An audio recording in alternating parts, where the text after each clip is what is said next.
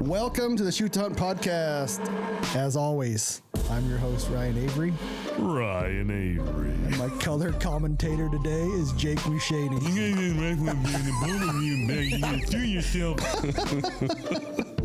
Are you ready? I've been ready since 9 a.m., sir. How fat is your ass today? I knew that was coming, and I'm embarrassed. You know, because you never want to say it can never happen. I mean, you know, the chances of getting violently murdered by a bunny are low, but never zero. We're bringing up some straight bullshit. Dude, if it ain't hunting clothes, my wife buys it for me. But your wife bought that color for you? I just said, give me some Crocs. She's just way too comfortable with your gayness then. I got a really long tongue. All right, back at the Shoot to Hunt podcast. Today we're talking drop test. If you go to rockslide.com, there's an individual named Forum on there, and he started a drop test on scopes probably, 2 years ago-ish? For Rock Slide was last winter. Last winter? Yeah. Okay. Last winter. There's lots of questions. There's, it's a kind of a 50-50, 50% believe, 50% don't believe. To me, it's the kind of thing until it happens to you, then you'll believe once it does happen to you. Forum, can you kind of go into the parameters of the drop test? Oh, hold on. On another forum. Are you saying forum or form? What is his? What's Form. His name is Form. Forum, because it's for mildy lotty diddly. And then you just said forum. On another forum, there's a certain guy that says, I pay you and Night Force pays you. Is any of that true? No. One more time? No. I've never made a single cent from any gun company, optics, zero, period, dot. Just wanted to clear that up. Yeah. So here we can make this real easy. Night Force doesn't make a single scope, single reticle that's usable for general purpose hunting. Okay, so you're not a Night Force fanboy. No, I don't care about anything. Okay, so we'll get to that part. Is go through the parameters of the drop test that you do on Rockside. Okay, so, I think the easiest way is to start back up. What's the purpose of a scope? To track and hold zero. It's to aim at a target and hit that target, right? So the bullet impacts where the reticle or crosshair or whatever the aiming point is, right? Mm-hmm. So is there any way for a scope to work or do its job if the point of impact doesn't match the point of aim? No, there's no point. So it doesn't matter how good the glass is or the features. Unless you could measure it and it was consistently off. Sure, right. But we're just saying I fire a gun, it was previously zeroed. I shoot, I miss, and it's mechanically, something's went wrong with the optic. Mm-hmm. Is there any point where the scope is so clear it doesn't matter? No. It has a singular purpose, and all other effects or all other things that the scope does is second to its aiming ability. That's what it is. It's not an observation device. It's an aiming device. Okay, I don't care if my binos come out of collimation because they get dropped, right? As long as I can refocus them and they work, it's fine, right? Scope coming out of collimation, which is the reticle losing zero, or the scope losing zero in some way, that's a problem, right? So if we start from a scope is an aiming device primarily and only until that has been established, then we're good. If we have three scopes and they all hold zero, well, I'm going to pick the best one that has the best glass probably or whatever out of those three, but holding zero is the primary thing. To just talk about the glass real quick. Yep. Anybody in this room of the three of us, have you seen a scope that's a legitimate scope brand not take you to pass shooting light in the last 5 years? No. Okay. Jake, have you seen that? Ask your question again. Have you put a scope to your eye that's from a reputable scope manufacturer that can't take you past legal shooting light? Oh, definitely not. So the glass thing's a non-starter for me. So anyways, I just wanted to throw that in there. Yeah, and it comes in, but it's much like other subjects we're probably going to talk about. The difference in glass, quote unquote glass, and are we talking color rendition, resolution, clarity, like what brightness? they're the last 1%, right? Like it's the last itty bitty part of that scope that makes a difference. And it's like, yay, I got 1% better glass, or I got glass that makes it, that 1%, I nailed it because I bought the best glass in the world. Sweet, your gun doesn't hold zero. How does it help you? Right? Exactly. So I would just say when we start this is, I think one of the reasons you and I get along is because you'll call me out and then I immediately say, let's go to the range and show it. Right. Right? Like from what you've known me over the last 5 years or whatever we've known each other, do I care about brands or anything else in any way? Nope. Could care less. If X scope company that's done terrible comes out with a baller scope that works, I'll switch immediately. All I have to say to that is you're an SWFA fan. Oh my God. Ugliest fucking scope on the planet. This guy loves them. And he should get paid from them because he sells a shit ton for them. So you can tell you don't care about looks. All you care about is form and function. Well, so there's the big thing in that part is how embarrassing is it to optics manufacturer that there's this company that is selling, they're not making, they're selling a scope that costs $219 right now that as an aiming device beats out almost everyone else regardless of price. That's embarrassing. That's not a good thing. I mean, it's a good thing for some people. Why does it beat them out? What about it? Well, so reliability, durability. So that goes into the drop eval. So if we say a scope's primary purpose is an aiming device, and until it does that correctly, and then that correctly part, and until is up to debate, then the rest of its attributes doesn't matter to me. Doesn't matter to anyone. Shouldn't, right? Mm-hmm. So,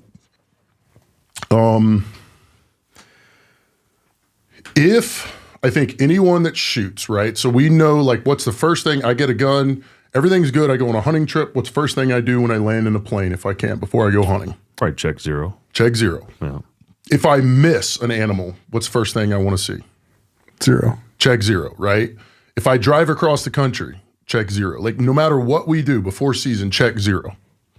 So my question there is if scopes are reliable and guns are reliable, rifles are reliable, why do we have to check zero? Yeah.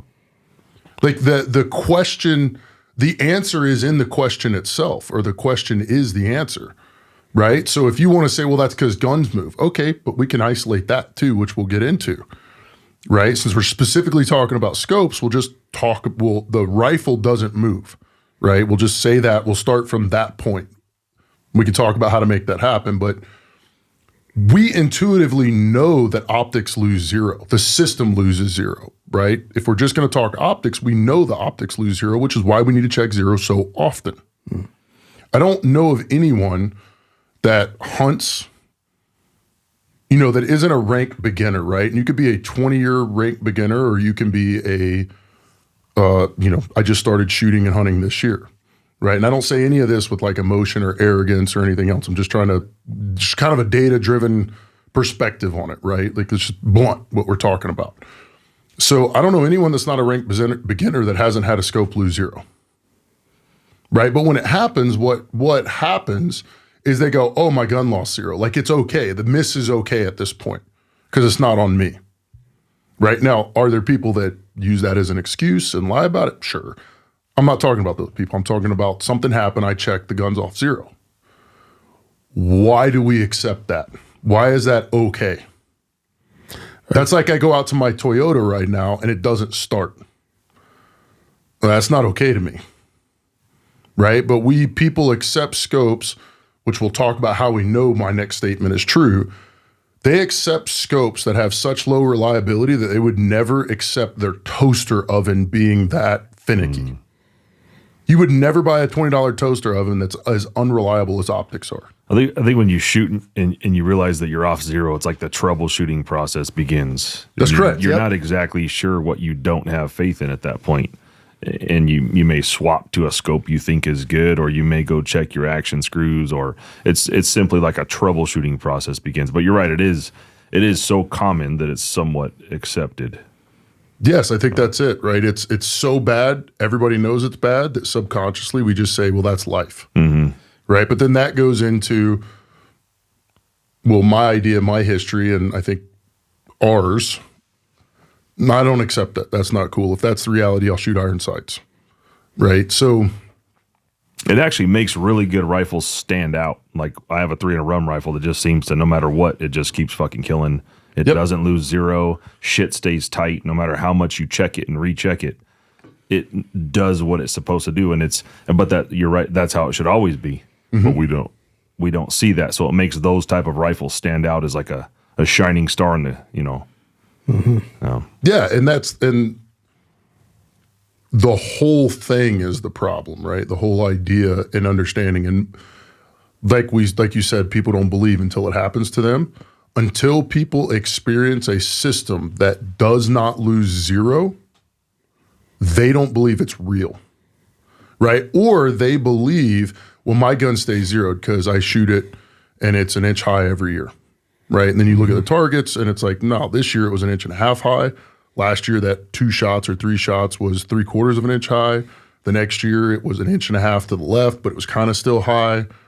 Like those aren't zeros, right? So kind of tangent off, but all this is going to be a tangent because it's all, But it's a Venn diagram is the problem. It's all coming together to what causes misses.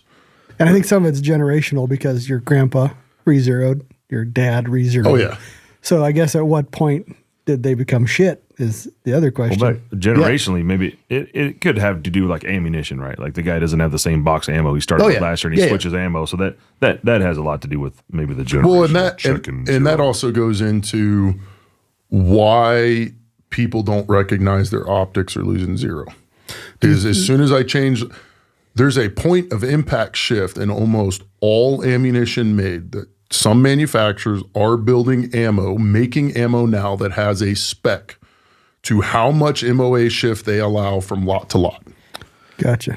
But most ammunition, when I say most, if they're not publicly saying it's consistent from lot to lot and point of impact shift, they're not measuring it for that.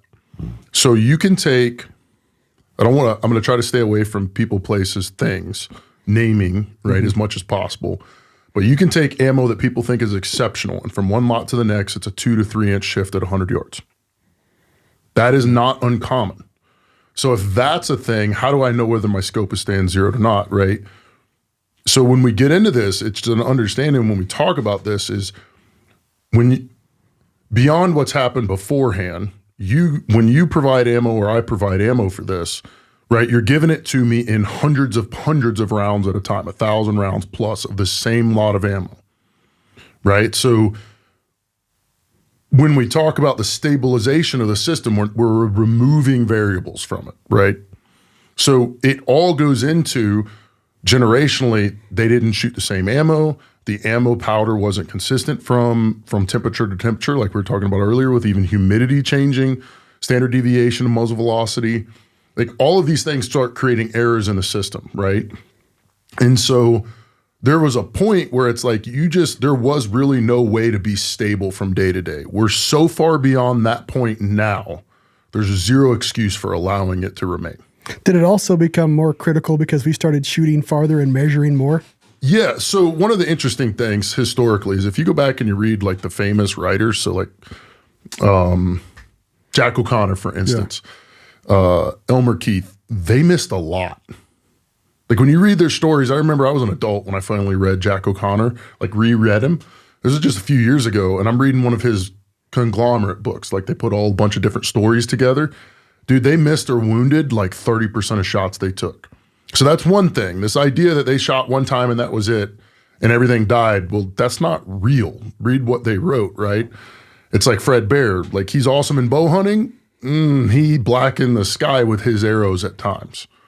Right? He's doing some flock shooting. Yeah. And so you do have that. So let's not put rose-colored glasses on the whole thing. Right. But all of this starts to matter once you start, the further the further away you're shooting something, this starts becoming it starts stacking on top of each other, error upon error upon error, right? And it's like something, if you have just one error, maybe you can get away with it. You can kill the animal still, right? Even if you miss, you can, as you said, okay, I missed, but I saw the miss, I can account for it. The issue is it's generally not one error. It's 3 to 5 to 7 to 8 errors that are stacking on top of each other, which means you go from, this is a highly probable makeable shot to almost zero chance of doing it correctly without a rodeo. Right? So, okay, to answer your question.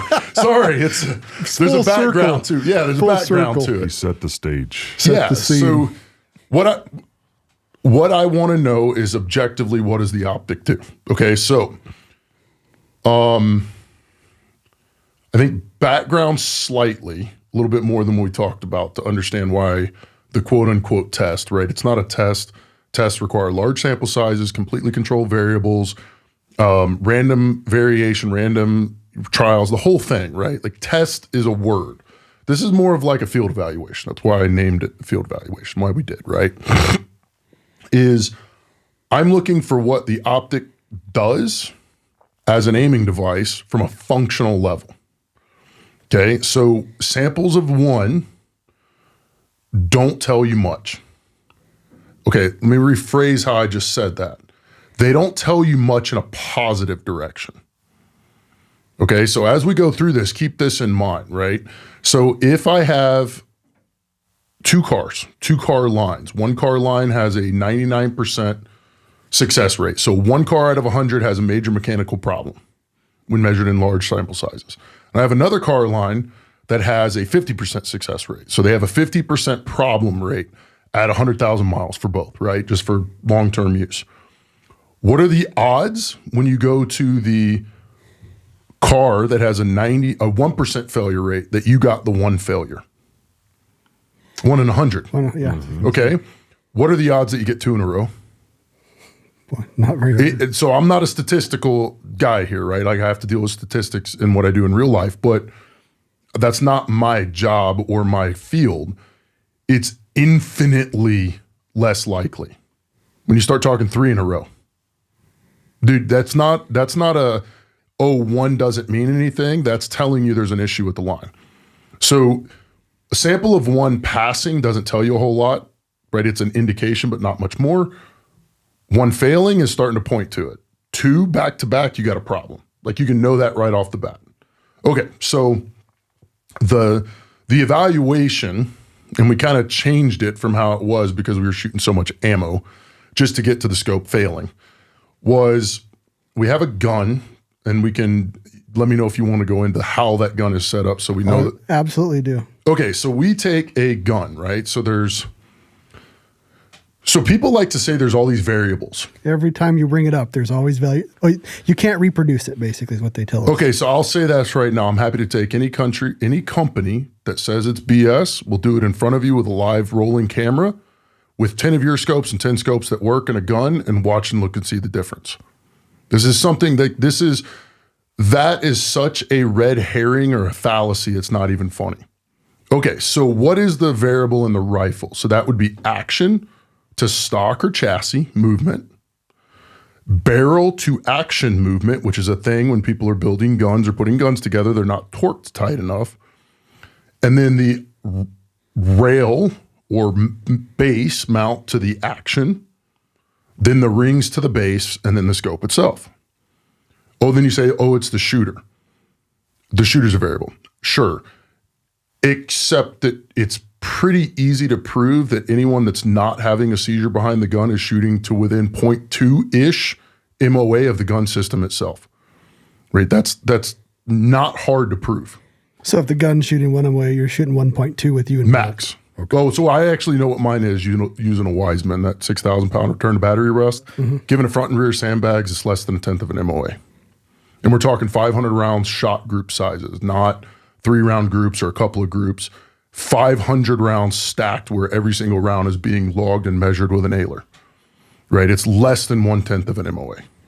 So when I'm shooting it like I do in the quote unquote test or the evals, it's way sub quarter MOA. And I don't care because that's inside of a click adjustment of a scope. So it doesn't really matter at that point, right? Like when we go through this, I'm not saying a scope failed because it shifted 0 a quarter minute. Like, because it has to come back to functional, right? So the rifle, so what do we have? We have action to chassis, that's one error, potential source of error, variability. Barrel to action, that's 2. Scope rail to action is 3. rings to scope rail is 4, and the scope itself is 5. Correct? Yep. Okay, so I probably messed it up because we're just kind of doing this ad hoc. Okay, so what happens if you so the action can move? Okay, weld the action to the chassis. So there's a rifle, if most people probably know this, Accuracy International, their original ones were permanent. The action was permanently bonded to the chassis using, I don't even know what the compound they're used, but basically you just taking JB Weld and gluing it together, right? Like you cannot pull it apart unless you heat the action up in an oven. There's nothing there. So the rifle that's being used is permanently bonded to the chassis. Like I might be able to give it to Jake and he might be able to get it apart, right? And I actually might do that, him or Shane, when it comes time to rebarrel this thing. Is like this one, we have bunches of them. I say we, the group I shoot with. Yeah, it's gonna need somebody to work on it to get it apart. Okay, so that's it. Now we have We got a torch. We got a torch, yeah. Well, you know me, I don't really care. Just take a hammer to it. So now it's barrel to action. Okay, one of the nice things about Tikkas, and I just use them specifically, is they're pretty legendary for people unscrewing their barrels and how tight they are. You said Tikkas are legendary. I just laughed. You laugh. So, I meant that the torque on the barrel, right? You need this like a 6-foot long cheater bar. But you're not wrong with that saying. We've taken several off now. They suck. It's bad. Yeah. Well, what does that do? So what we know, having done this is you can see this on multiple forums, and I'm not using like appeal to authority, right? I'm just saying this is relatively common knowledge. There's this thing that a bar lock, where it's a quick change barrel system, and dudes were figuring out that like if they bumped their barrel on a barricade, they were going to point of impact shift, right? So this was a thing that's been, it's not just them, it's a lot. Like a lot of dudes are putting I'm not sure how many are doing it anymore. We're changing barrels like at the back of their truck, just doing hand tight and shooting, and then getting point of impact shifts hitting barricades, right? So Tikkas are somewhere between 80 and 100 foot-pounds plus, and they're glued in generally. Yeah, plus some adhesive. Yeah, right? So, okay, so we'll just say like, and again, all of this needs to be measured to make sure there isn't a point of impact shift later, but we're just addressing how. So the one I'm using currently, it's an old one, and it's put on with a lot of torque, and it's glued in. Like some of the newer ones aren't nearly as much. They're more like 80 to 100. This thing is like at 100. It's not even moving at 100 foot-pound bar. Like it's not even coming close to moving. Okay, so we got that. Rail to action. So like Picatinny rail to the action. Just weld, either it's integral or you weld it to the action. So mine is not welded, but it's using an industrial adhesive, and everything in that is screwed. So like everything was degreased. It was roughed up, the surface, supposedly. I'm saying supposedly, it matters. I don't know that it does. So the action surface was rough. The underside of the rail was roughed up. And then this industrial grade adhesive was poured into it. Not like just smoothed on a little bit. I'm talking like the screw holes themselves were filled with this, taped on the bottom. Then the screws were put in. Again, you're a torch, maybe we'll get it off. My guess is we're gonna have to grind it off if we ever want it off. Okay, so that's as much as we can do. So then now we have a variability in the rings and the scope. So how do we prove out a system from a functional standpoint? We'll just find a scope when I mount it, it doesn't shift 0 if I drop it. If I can do that consistently, then it can't be the gun, right? So that's kind of the setup. So then that's the rifle setup. So then we can go into like the scopes and the actual eval. So we get the scope. The rifle is proofed with a scope and rings that are mounted the exact same way every time. But the rifle, that scope and rings stay together. Like it's just. You have like a preferred ring that you're using, or you don't want to name names? No, I don't care. Like on that, it doesn't seem to really matter. I will say we've had some. So the Vortex, PMR or whatever they are, precision matched rings, like just any good Picatinny ring. Like we've had some issues, not to say it, I think it's a screw diameter thing, right? This gets into more like engineering, but some issues with like Seekins that have cracked where they use the 2 little screws in the bottom. Zeiss seems to have some issues sometimes with impacts using the same scope that we know works and the rifle that works. But when you're talking like a Badger, a Night Force, a Warren Mountain Tech, anything that's just your kind of your standard Picatinny ring just seems to do fine. Right, I can use a scope and a rifle that I know holds 0, mount the scope up correctly, and they hold 0 with all these different rings. You know, so I think it's way less of a variable than most people believe or try to put in there. Right, as long as the ring is good quality and beefy, we're good. Mm-hmm. Like, I mean, you've seen the one that I dropped the most, that's been dropped thousands of times from head height. And I think it's using Burris XTR 6 screw rings from like, I think they were still made in Japan or some nonsense back then, but they might be made in China. I don't know. And like, it doesn't matter. Now the scope is probably glued into those rings. It's never coming out. But so we take the rifle, we proof it with a lot of ammo. So I shoot a 30 round group for an extreme spread, right? Statistical validity matters with all of this. This is not a single 3 shot. So that goes into a little group size thing if we're going to have that conversation later, right? But more data is better than less data. Let's start it with that, okay? And what the reason is I want to know if the scope loses 0. To do that, I need to know what the true cone of the gun is, the system is, right? So let's say for easy math, let's just say the 30 round. Can you describe real quick what the true cone?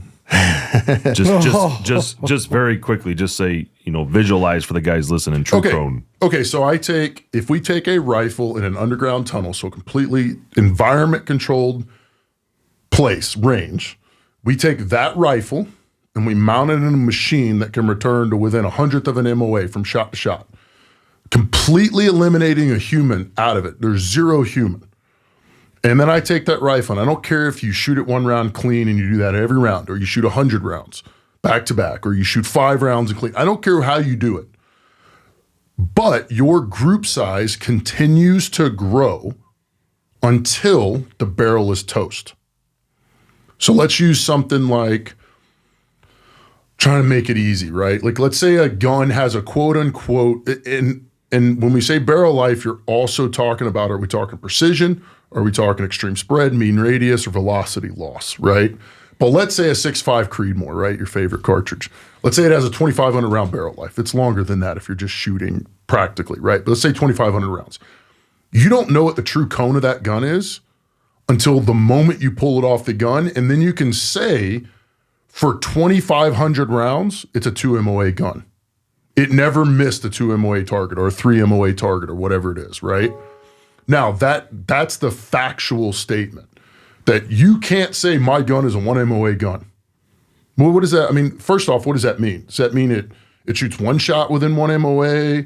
It shoots 20 shots at 1 MOA? Or is it will hit every single shot on a 1 MOA target at 100 yards or whatever, right? And words mean things, so we need to be very clear about what we're saying. So we're looking for something between I shot 1 round and I hit, and so it's good, and the barrel life is gone to measure the group size, right? Just like everything else, it looks just like your standard distribution, right? So basically what you get to with anything that is measured for statistical validity is 30 gets you to 95%. 95% of any individual measurement will be within the first 30.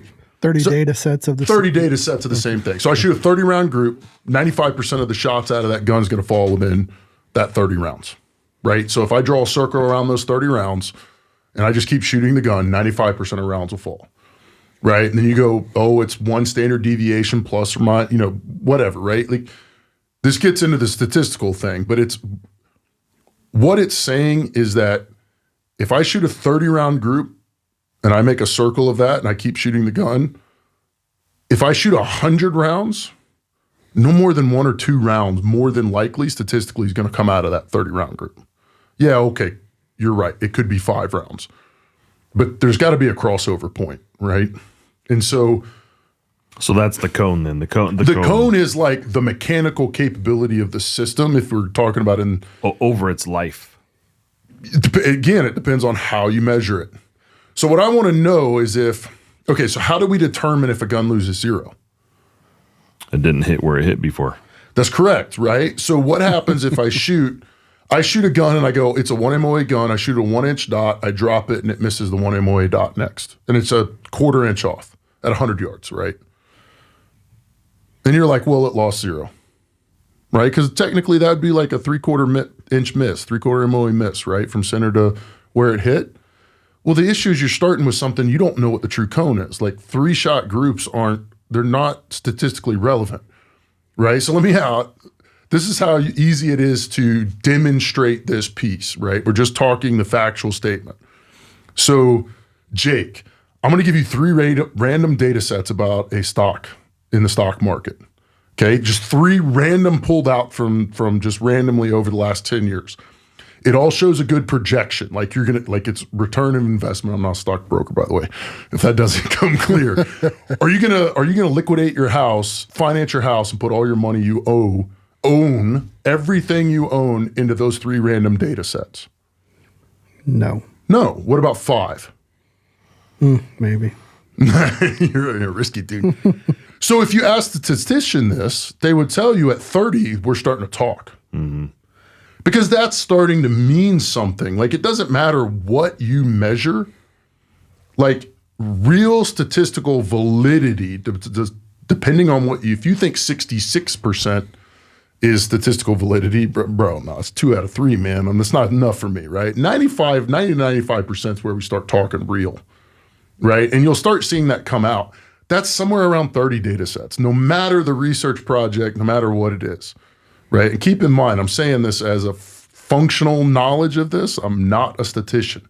I just have to deal with the nerds. Okay, let's not dive down the group thing too much. So no, group thing is just, I need to know that as long if the gun will shoot 30 rounds in 1 inch, if I miss the 1-inch dot with 2 rounds in a row, that is a gun problem or a scope problem, not random variation. It's just shifting the noise out. So what you're looking at is real data, right? So we grouped the gun. Let's say, I'll use an example. The last lot you brought me was, I think, 1.3 or 1.4 for 30 rounds. And people go, oh my God, that's a 1.5-minute gun. This is 6.5 Creedmoor? No, it's a 308. Okay. So we use it, so 308, that's another thing, because people ask why 308. Because it has the longest stable barrel life, right? 223 does as well. The issue is you'll also see that 223 doesn't create enough recoil, because recoil effects on scope losing 0 and or breaking is a real thing. Even a braked 308 has enough movement in the gun that you'll start seeing like recoil effects happen to the scope. So you can mount some scopes and no dropping, just shooting on a 22 long rifle, and they'll just last for years and years and years and tens of thousands of rounds. Put them on a 223, they break in 100 rounds. And it's the same thing. To be clear, you can do the same thing. Like some scopes that last for 100 rounds fine on a 308, you put them on a 30 378 that weighs 6 pounds and it shears the scope off in 10 rounds, right? There's got to be a median there somewhere. So 308 gives us thousands upon thousands upon thousands of rounds of barrel life without ever cleaning, which is a whole nother subject. But what it does is I can zero, like this gun went over 4,000 documented rounds with the same scope, everything. And from the time it was zeroed with 30 rounds to when we changed load, we changed lot numbers, it never lost 0. Like I could never change a single tenth across those 4,000 rounds to account for 0, right? And its muzzle velocity, so standard deviation and extreme spread were almost identical to when it started, right? So like lots of people argue with this. All I'm saying is are you repeating something that you've heard or you tried it, right? So one of the things that we get is I can try anything I want, right? So we use a 308, provides a little bit of recoil, massive barrel life, right? Because if I'm shooting a 6 Creedmoor or a 6 UM or a 33 XC, dude, how many variables am I dealing with? The barrel life is measured in hundreds of rounds, maybe even low thousands. And when we start talking about longevity of an optic, you're going to see that doesn't work to show that the scope works, right? We can't shoot it for 300 rounds and call it good. Mm-hmm. Okay. So we shoot a cone like this last lot. I think it was 1.3 something, but it was basically sub 1.4 for 30 rounds.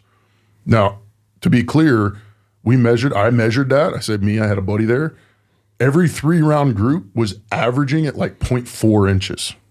Like the average for 10 3-round groups in order was like 0.4. So it's a half-minute gun if you consider 3 rounds a group, right? So as you shoot more, the group gets bigger. That's all it really amounts to, right? And it stabilizes somewhere between 10 and 30. Sure, it's not a flyer. Oh, yeah, we can talk about that. Okay, so kind of to start, as we were talking about earlier, is what I said earlier. For something to be real, it has to be provable, right? You have to be able to prove it. Okay, if we agree with that, yes, it has to be provable. Okay. Then for it to be real, it should also be repeatable, correct? So if I do the same thing, I get the same result. Okay. And then other people should be able to repeat the same test or research or project or whatever using the same standards and get the same result. Correct? Mm-hmm. Okay. So that satisfies the quote unquote scientific method. It doesn't, but in this conversation, I mean real science, not science TM, quote unquote. Right? So I shoot this gun and it shoots with a scope that is known and works. By the way, it's a scope that's completely glued together internally, right? There's only one of those on the market, but it doesn't break. It's a Night Force mil spec. Yes. Right? So it shoots 1.3, 1.4, we'll just say 1.4 for 30 rounds. With that ammo, if I shoot a shot if I take that scope off, I'm out another scope and its groups are 2 MOA. Would you say it's the gun or the scope? Scope.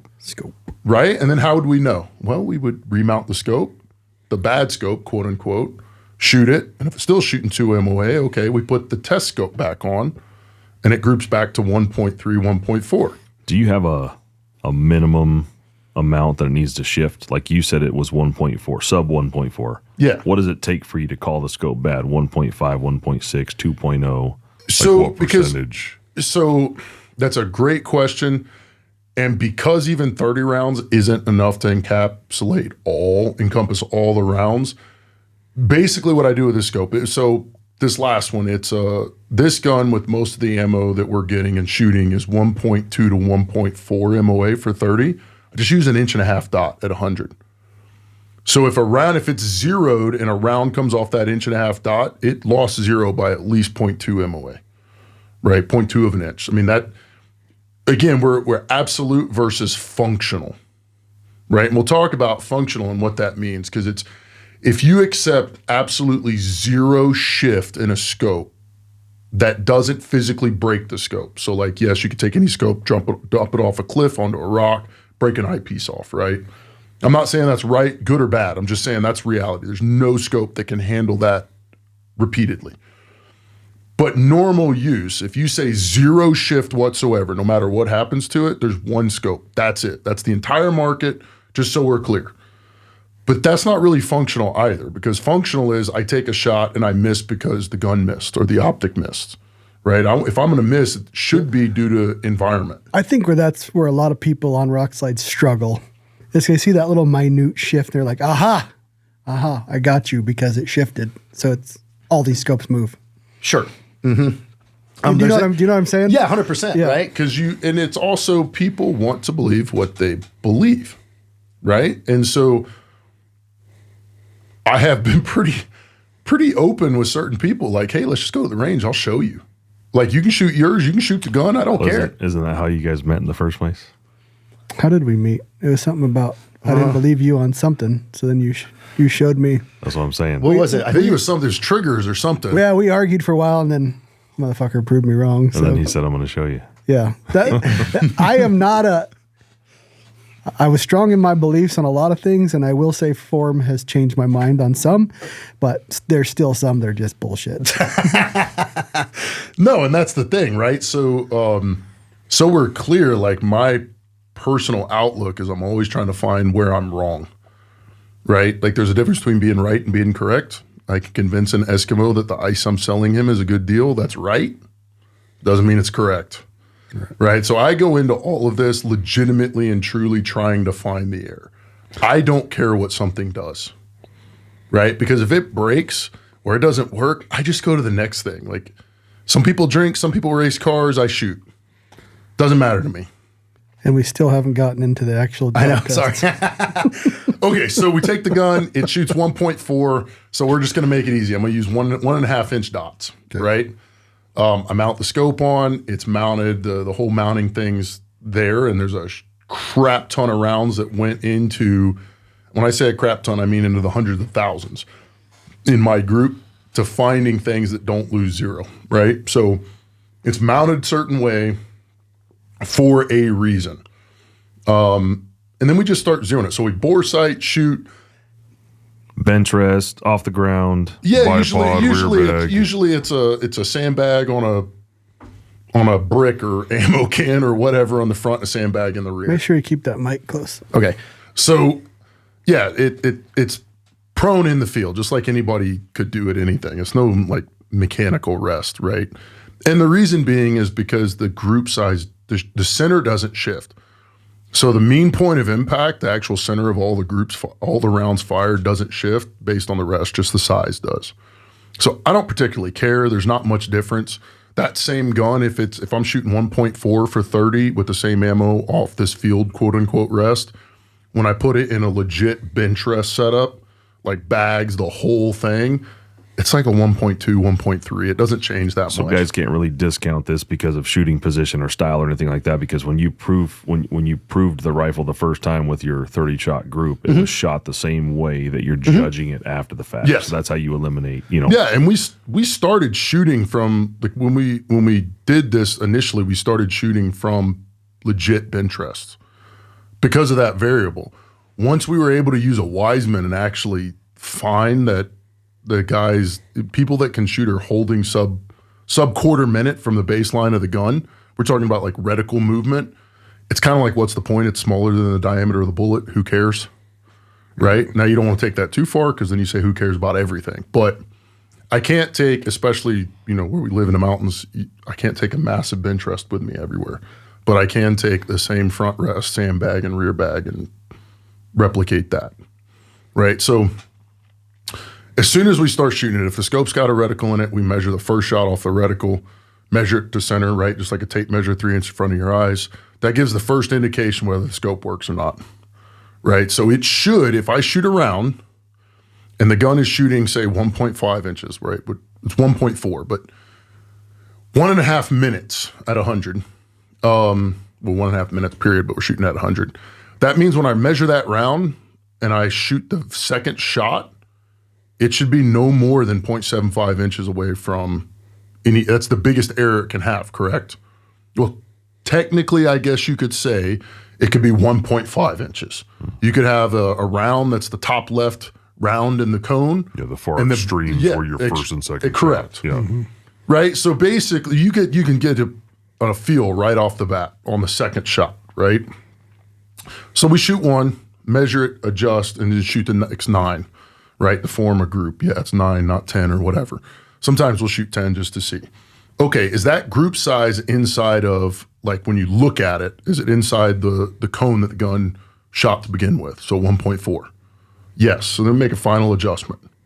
Right, so it's important to understand that we zero generally, like when we're doing this, because we don't have unlimited ammo. If a scope, to put this in perspective, a scope works can be shot for 3,000 rounds. So every scope that works gets shot for 3,000 rounds. So that's 3,000 rounds coming out of Ryan or my bank account, right? Like we're over $10,000 between the two of us in ammo right now, right? Just so that's all in the clear. Nobody, you've given some ammo, Jake has, right? But I don't think anything for the drop eval yet. Don't think so what we're looking for is mean point of impact from center shift and adjustment. I don't really care about the total group size. In other words, if a 10 round group will show me within 1/10 of a mil, so 0.3 of an MOA, inside of a click of where the center is with this gun. So in other words, if I shoot a single 10 round group and I adjust off the center, I'm going to be no more than 1/10 of a mil, like inside of one click on the scope. I can't shoot 30 rounds because we just run out of, that's 1,000 rounds plus per scope that doesn't work, right? So shoot 10 rounds, adjust. Then generally, if we'll shoot 1 round at least, but generally we shoot another 10 rounds at another dot to make sure it's centered up, right? So that's 19 or 20 rounds for a 0 check. Okay, yes, the scope is zeroed. Slip the turrets, right? So they're zeroed out, all that. And we go to another target that's got the drop target on it. So generally you shoot 1 round. That just to make sure it hits the dot. Yes, 1 round with nothing on this fresh target, nothing's been shot, the round hit the dot. And then it's a right side, top side, left side drop from 18 inches, and then a shot. Say that one more time. So it's A right side drop from 18 inches, we shoot around. A left side drop from 18 inches, we shoot around. A top drop, so it's falling on the top of the scope So from you got 18 the inches. You got the rifle upside down when Correct. you drop it. Yep. Okay. And it's held at 18 inches and let go. Oh my God, there's a variable. Okay, sure. There is, but when teased out and shot over large sample sizes, it doesn't matter, right? The reason these like the heights and everything were selected was because it falls within normal variation. And I'll explain what I mean by that. So we shoot those 3 rounds and then we do the same thing from 36 inches. So 1 drop on each side of the scope. And then we do 3 drops from all 3 sides. So 9 drops total of the last one. So that's 15 drops, right? From 18 inches to 36. And all we're looking at is if I got a 1.5 inch dot, if the scope shifts none and I'm shooting a 1.4 MOA cone, right? And I got a 1.5 MOA target, there should be no rounds that come out of that dot. If it does come out of the dot, as we shoot the group, you'll see it and we just keep shooting. We don't adjust. If this is one of the things we kind of adjusted due to round count is if it misses the dot or it loses 0, we don't stop. We just keep going and finish this, 9 rounds of being shot and 15 drops just to see what happens. Okay, and then like this scope did the last one, the prototype, it looked like it showed a shift. We just kept shooting and then we proofed it out after the drop test, went to another target and shot a 10 round group, right? And we could see, oh, yep, it did in fact shift 1/10 of a mil. Okay, so that's 1/3 of an inch basically, 0.36 of an inch. So if there's no shift, then we go into a return to 0 test. So we go to another dot, shoot around, dial up 500 mils, up and down 500 mils, shoot a shot. And we do this for 10 rounds. So you're talking between 2,500 and 3,000 mils dialed into a scope or whatever that is in MOA, right? You'd have to do math in public, right? So a lot. A lot. It's just a lot. It's when I dial it up and dial it down, does it return to 0? And what you see with a lot of scopes, so first off, the amount of scopes that pass the drop eval and don't shift are in the single digits. I mean, it's ridiculous, right? The amount of scopes the reason we started doing the drop eval first, because that's where everything fails. But you'll have scopes that seem to work correctly, but when you dial them up and down, up and down, up and down, and return to 0, their return to 0 group, so that first shot after the dialing, creates an elongated vertical group, right? Because a scope is the erector tube is a tube inside of a tube with some springs, or a spring, and 2 micrometer knobs that you call the turrets, right? Like the fact that any of them work is insane to me. But so if it passes that, it returns to 0 correctly. The quote unquote tracking, the adjustment test, which is two dots spaced, whatever distance apart. So first off, to measure true precision, you don't live fire shoot it. Like that is just, there's too much error in there. You're trying to tease out the difference of a 1% tracking error, right? Or 2%. But your group size is like, when you start looking at 10 mils, your group size is like 10% of the tracking, right? It's kind of ridiculous. It's not that much, but however, so the real way to do it is you do a static tracking board and watch every 1/10 of a mil as you're measuring or every 1/4 MOA as you're measuring, as you're clicking up and it move up the board. You notice any flat spots, weak spots. Like sometimes, okay, at 10 and a half minutes, it was tracking correctly. And then from 10 to 11, it gained 4%. And then it went back to tracking correctly, right? We just call them flat spots. So you look at any inconsistency. Then you need to do the same thing shooting because recoil affects scopes. So from a functional perspective, due to multiple people, and some pretty well known in the community, most scopes adjust like as they're tracking quote unquote accuracy really close. Like if it's less than 2%, which for mils, that's like 9.8 mil. If you dial 10 mils, you get 9.8 mils of movement or 10.2 mils of movement. If I'm doing my math right. Who cares?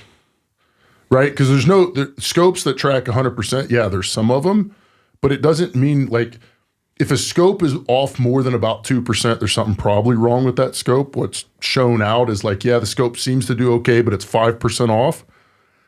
It seems to generally show that at some point that scope screws up big time, right? There's a spec for allowable tracking or adjustment precision, and it isn't 0 for anyone, right? Or I don't know of any company that it's 0. There's a spec. It's a plus minus percent. 2% seems to be well. And then if it does that well, it does the precision, the regular group size, the drop test, the return to 0, and the adjustment, then that scope just gets shot for 3,000 rounds.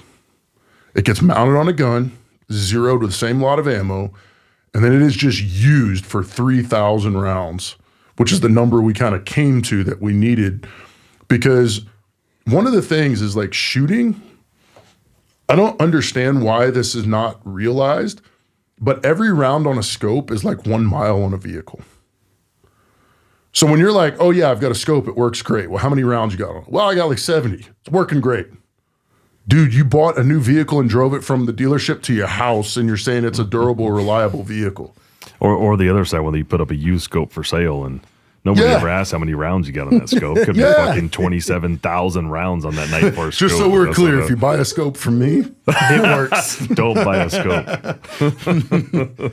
It's a Toyota, it's a Hilux. That's what it is. Don't get the don't get the Carfax on that thing. Yeah. Carfax. Yeah, that's kind of, I think that's the quote unquote eval that gets the most part. And then it's subjective. Do I like the turrets? Do the turrets feel good? Do the reticle looks good, etc.? Every time that you talk about a scope test that you're doing with that, you guys have fired 3,000 and something rounds through that fucking scope? Yep. If it works.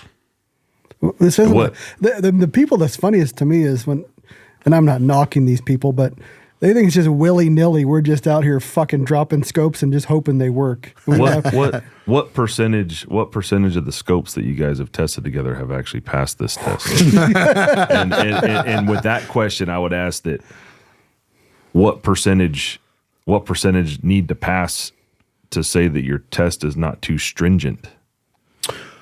Okay, so this in other words, if you dropped it from fucking 10 feet, then every scope fails. Well, hey, maybe I'm dropping it too high. Like, what is the pass percentage to say you're doing it right? Because so these are the questions that very few people ask, and that's actually the question to ask. Yeah. Is one, how is this correlated? And I'm using that term correctly. That is, I can measure that what we're seeing here measures out and matches what we're seeing in field from just use. So there's a couple of things that happen. So the drop eval isn't just like it's an evaluation. The drop part is just part of it, but that's everything everybody wants to talk about because nobody else does this, right? Like when you see a scope evaluation, I'm not knocking anybody. I get it, right? I'm shooting a 308, right? You're buying ammo, I'm buying the ammo, whatever the case may be. That's $1 a round, give or take. And they're like, dude, I'm not shooting $3,000 worth of ammo. Great, but then my question is, why are you talking about how this scope works? If you're not going to drive a vehicle and use it, I'm not being I don't talk about lots of stuff that I do, right? I don't shoot archery nearly as much as I used to. I don't shoot 30, 50, 80,000 arrows or whatever it used to be, thousands of arrows in a few months like I used to, so I don't talk about bows, right? I'm not going to talk about something that I'm not doing to an extremely high level with high volume. I don't want to. If I want a reliable vehicle, I want to talk to people that's got 400,000 miles on their vehicles. And as we're talking through all this, I realized that we, setting the stage for the listener to understand. One of my questions would be, why are you testing? Like, who's financing the testing, or what is the purpose of the test? No, I understand, but at some point somebody's going to ask, like, you guys are just testing scopes because you enjoy it. Like, what? So I have rockslide.com. For sure. Scope for sure. Review products. I had been dropping scopes before I met literally, and I don't want to shit on brands in here. I just want brands to work. But they're Leopold scopes. I was saying it before Forum came on there. I was saying, hey, I'm having problems with Leopold scopes. Everybody told me I was stupid. Why am I re-zeroing my Leopold every time I go to the range? So I was doing kind of, not near as much as Forum's doing his little test, but the test I were doing was there's no little test. No, but I mean, I was kind of mocking it into the little test because there's guys online that keep saying, oh, these little tests. Well, I know why you're doing it. All the listeners are going to know why you're doing it. Okay. I guess the real question is, why are you testing? Like, give a little bit of background why you're doing what you do, and what is the background behind it. So on the personal side, like my personal life, I hunt a lot. Right? Like, so forget whatever I do in real life or whatever Ryan does in real life. We hunt a lot. So basically from mid-September or 1st of October through February, there's very few days we have off that we don't hunt. On top of that, the group I'm around are competitors. So whether it's PRS, not so much anymore for various reasons, USPSA, 3-gun, the group I shoot with, we're like, of their own personal accord, they're shooting 30 to 50,000 rounds of ammo a year, right? Because they're trying to win national championships. Okay, so the impetus for all of this was I'm hunting and I'm missing animals I shouldn't be. So one of the, personality driven wise, I don't like excuses. So I'm 100% performance focused. I don't really care what something looks like, tastes like, sounds like. I just want it to work. Right? So if I miss an animal, it's not like, oh, shucks, that's hunting. That doesn't work for me. I'm figuring out why. So generally it's the shooter, right? Like, we miss due to the biggest source of error. Generally it's the shooter. That got me into competition, right? Some other stuff I have done in my life and do in my life also was part of that. When I fail, I'm the problem generally. So then I start competing. Not saying this in any way, but I'm no longer the problem on this shot. I missed, but it wasn't me. This piece of equipment failed. I went to a 3-gun match that I was winning, as not as a appeal to authority, just an example. And I had 3 scopes go bad in 3 days.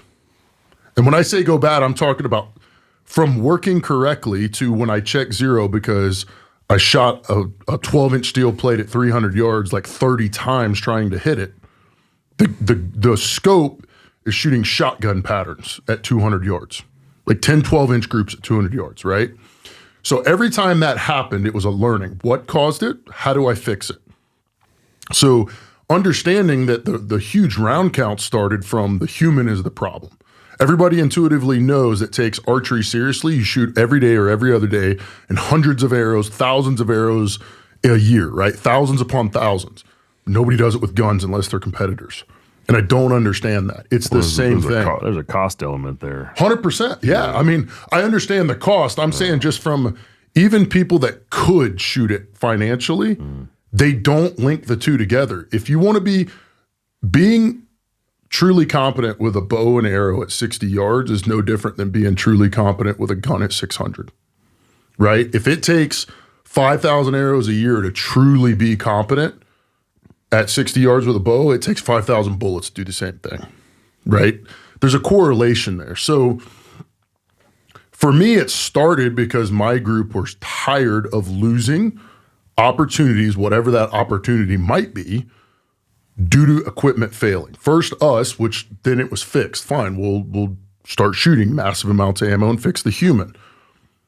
Then the element. Then it became, okay, things are failing, but it shouldn't. I'm tired of them failing in the moment. How do nobody tests equipment. Just so we're clear, I've said this. I and other people I know have been to a lot of the manufacturers' facilities. You know what I've never seen at a scope manufacturer's facility except for 2 companies in the world? Pallets of ammo sitting there. It doesn't exist. Yes, there are 2 companies that have pallets of ammo sitting there. It's not hard to figure out when we talk like who those 2 companies is. One is generally thought of as a hunting company and one's not. Well, at least not in America thought of as a hunting company, right? Ding, ding, ding, their scopes generally, or their optics generally work, right? So you go to these companies, that's something that people need to understand is the reality is they're not testing it like you believe they're testing it.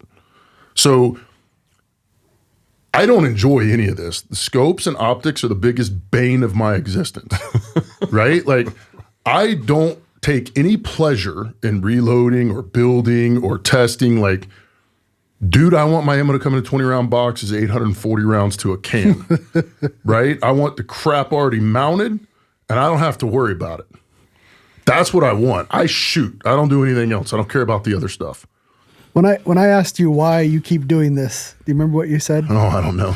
You said because you don't want to stop because then they'll relax and build shit. Oh yeah, is the fighting against the tide thing? Yeah. Right. So it is unequivocal that you can look in the last 6 years or so, from 6 years ago to where we were in the industry and where some of these companies were to what they're doing now, and there's a clear shift. I mean, there's one that we talk about that. Now on their website, they talk about scopes are drop tested to make sure they retain 0 for 1,000, 3,000, and 5,000 rounds. Maybe it's on them, right? Nobody knows it's a problem. Nobody can ask the manufacturer, right? All gun writers and podcasters do is talk glass and features and cost and warranty and all this nonsense. I just want the stuff to work. So if I could be done with it and when I buy the thing, I know it works, that's awesome. I'm done. I don't care, right? But it's like you and I talk about the frustration of it. It's like, dude, if we stop talking about it, unfortunately, the candle goes out. Like it's just the expanse of space with no light. It's terrible. You got to hold them accountable. Well, something needs to be out there, right? And the issue is how many people, this is one of the things that people need to understand. How many things have we done that you have sponsors on the website that doesn't make them look good? Lots. But that's why guys like Rockside.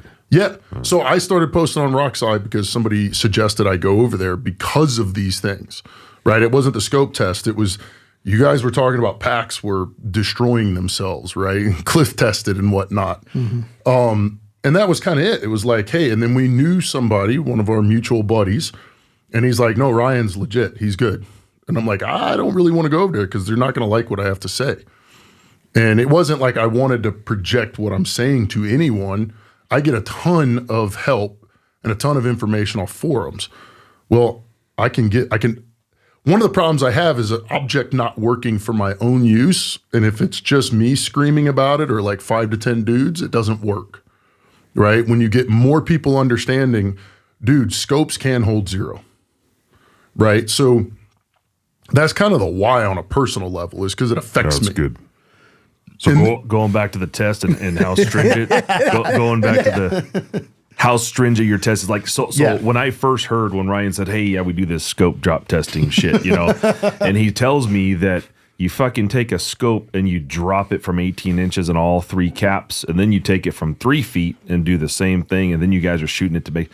I think to myself, I would never drop my fucking scope like that. Ever. And to be clear, it's not on fucking concrete. Like everybody thinks it's just crazy. Yeah, lay that part out too. We didn't. Okay, so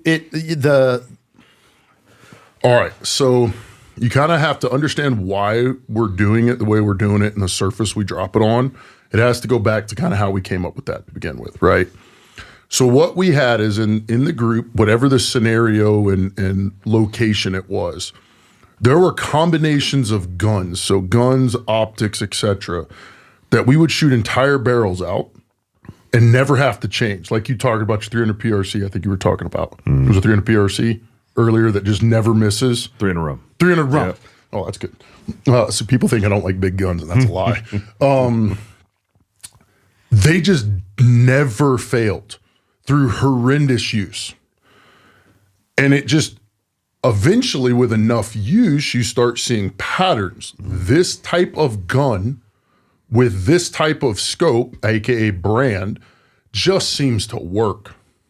Right? Nothing is 100% failure free, right? There's a failure in everything. Everything's got a failure rate.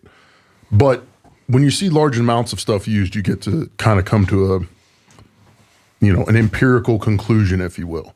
So then the question was, okay, why are these things working? So this combination works in real world use, used heavily. So, just the way we hunt and the way we shoot, like a year of our use is probably like 10 years of even really hardcore people, right? Maybe 5 years of really hardcore. So when you're talking like 5 to 10 years of our use, and I've got optics and guns actions that have been used since like 2005, that's a lot. I mean, there's a couple of scopes that you can see pictures of that we stopped logging the rounds at 140,000 rounds on them. Holy moly. Right? So the question was, I don't want a failure in the field, but I'm not going to keep using the same thing from 2005. So how do I replicate that big, longer term use in a condensed time frame to have a reasonable expectation that it'll continue working, right? So I don't want to just say, yeah, I shot it, zeroed it, worked fine, let me go hunting, and then find out it loses 0 randomly, right? And I don't want to be shooting 1,000 rounds, which is like, for every gun I own, basically less than a year. Do you guys do your scope test on every scope that you put on your weapon before you begin to use it in the field? Okay. I do, but I understand why people don't. Yeah. Okay, so one of the things is if we kind of correlated, and I'm using that term loosely now, field results with, okay, this combination works. Let's find out on the range where we can reproduce that exact gun and scope, that system, take that gun, how do we make it fail on the range, right? And then let's say I want, like there's a combination that it's like, dude, we see 2 dozen, 3 dozen of these things used for 5,000 to 10,000 rounds, backpack hunts, just, real use, no failures. Well, let's find out what the failure on the range for those 10 guns are, 20 guns, those systems. And that kind of sets the upper limit because there's a difference. If you take like the best scope made right now and you drop it from 6 feet, 8 feet on concrete and it hits the eyepiece, the ocular, you got a 50-50 chance that thing's going to shear off, right? Like, again, not the engineer side, but you got a shear impact force, blah, blah, blah. That's very different from an impact. And it's no different. If you drop a lot of fiberglass wooden stocks from 6 feet on the butt on concrete or steel, like you're going to crack the stock. So there is an upper limit, right? And it's not, again, not saying that's good or bad or it's where it should be, but of a lot of use and a lot of playing and a lot of breaking, right? Like I joke when people start trying to replicate the drop evals and I'm like, because what I get is a lot of times like, hey, I did this and I broke my stock. Okay, well, what did you do? Right? And a lot of things. It wasn't bedded, so there was some movement in the stock in the action, right? So that's just putting force in there. They're dropping it on concrete. They're dropping it on steel plates. Shoulder height, head height, like, yeah, those are all things. I'm not saying a gun shouldn't be able to... Maybe a scope test specification sheet. Yeah, well, it's on there, right? And so so the other issue is one of the variable is the impact surface, right? So I have a buddy that is an engineer that kind of did it. And there's a probability matrix, like what is the probability? Like what is the confidence factor of this thing being okay? Basically, it's this, right? Just take a 1/2-inch padded shooting mat and a 1/4 inch of EVA foam, put them on top of each other. It doesn't really matter after that. Like if a scope will pass it with that 1/4 inch EVA foam and a 1/2-inch padded shooting mat on like normal dirt, right? So not super loose, not hard packed. It'll pass it on that. It'll do the same if it's on snow or the same as if it's on rock, right? That gives enough of a cushion to not break. Now that also shows where is it that if we go less than that scope, those combinations that work in actual use for massive round counts and massive use, we can make them fail in the range. Like I can tell you how to break a Night Force mil spec right now. So what? That's not realistic. Like anything that breaks that is going to break you and the gun. Okay. So I want to know, because what I want is a high probability that over whatever the usable lifetime, if we're talking longer range shooting past 400, your yearly round count should be measured in thousands, not hundreds and not dozens, right? If you're actually going to be competent at this thing. Okay, so what's my 95% probability or 99% probability that I'm not going to have a problem with this scope for the lifetime? That's kind of what I'm looking for. I want my things to work. It's a variable I can eliminate to the highest potential possible, I guess you could say. Right, so the 1/2-inch padded shooting mat and a 1/4-inch EVA foam. You can use a 1/2-inch EVA foam. Like it's a 10-ish pound gun when it hits. Like the gun itself is about 10 pounds. I think it's 10.1 pounds. So it's replicable. So I can take that gun with the Night Force mil spec. I can drop it on hard packed dirt. I can drop it on snow. It holds 0. I can take a scope that loses 0 at 36 inches on the mat with the mats placed over like kind of snow you've laid in, so not hard packed, but not super loose either. It fails at 36 inches. You can put it on any other substrate, any other ground, any other thing under it, it still fails. Say it passes at 18, but it fails at 36 inches, right? So one of the things we've done with a couple scopes is find the exact range force with that 10-pound rifle that's causing a shift. So I go with those two mats from snow to green grass to hard pack rock. It's within an inch or two of each other. Like, so in other words, that yes, there's a variability there, but it's so small it doesn't really matter. It doesn't show itself in use. Does that make sense? Mm-hmm. And all of that is tied back to these like lots of rounds, lots of examples, lots of use. Because it's trying to be put back to something practical, right? And so then we get to like what Ryan, when we first started hearing about all this, is like, well, okay, what if it holds 0 at 18 but loses at 36, right? Well, here's what we can say. There has been one scope, and I'm talking in a massive amount of, by anyone's definition of ammo, optics, and guns, I have seen one scope pass the entire thing with no shift that broke ever. And that was that Miopta Optica 6. It was a little over 3,000 rounds, 3,500, 3,700 rounds. It started getting wonky, right? That's the only one that's ever passed. Now, the thing there is it didn't go through the full drop eval. We didn't do the 3x3, right? And it was because I was going on a hunt and I really couldn't break that scope. So I can also say, even though it didn't go through the absolute full eval, it is the only scope that I've seen that passed the 36-inch drops that has failed at a later date.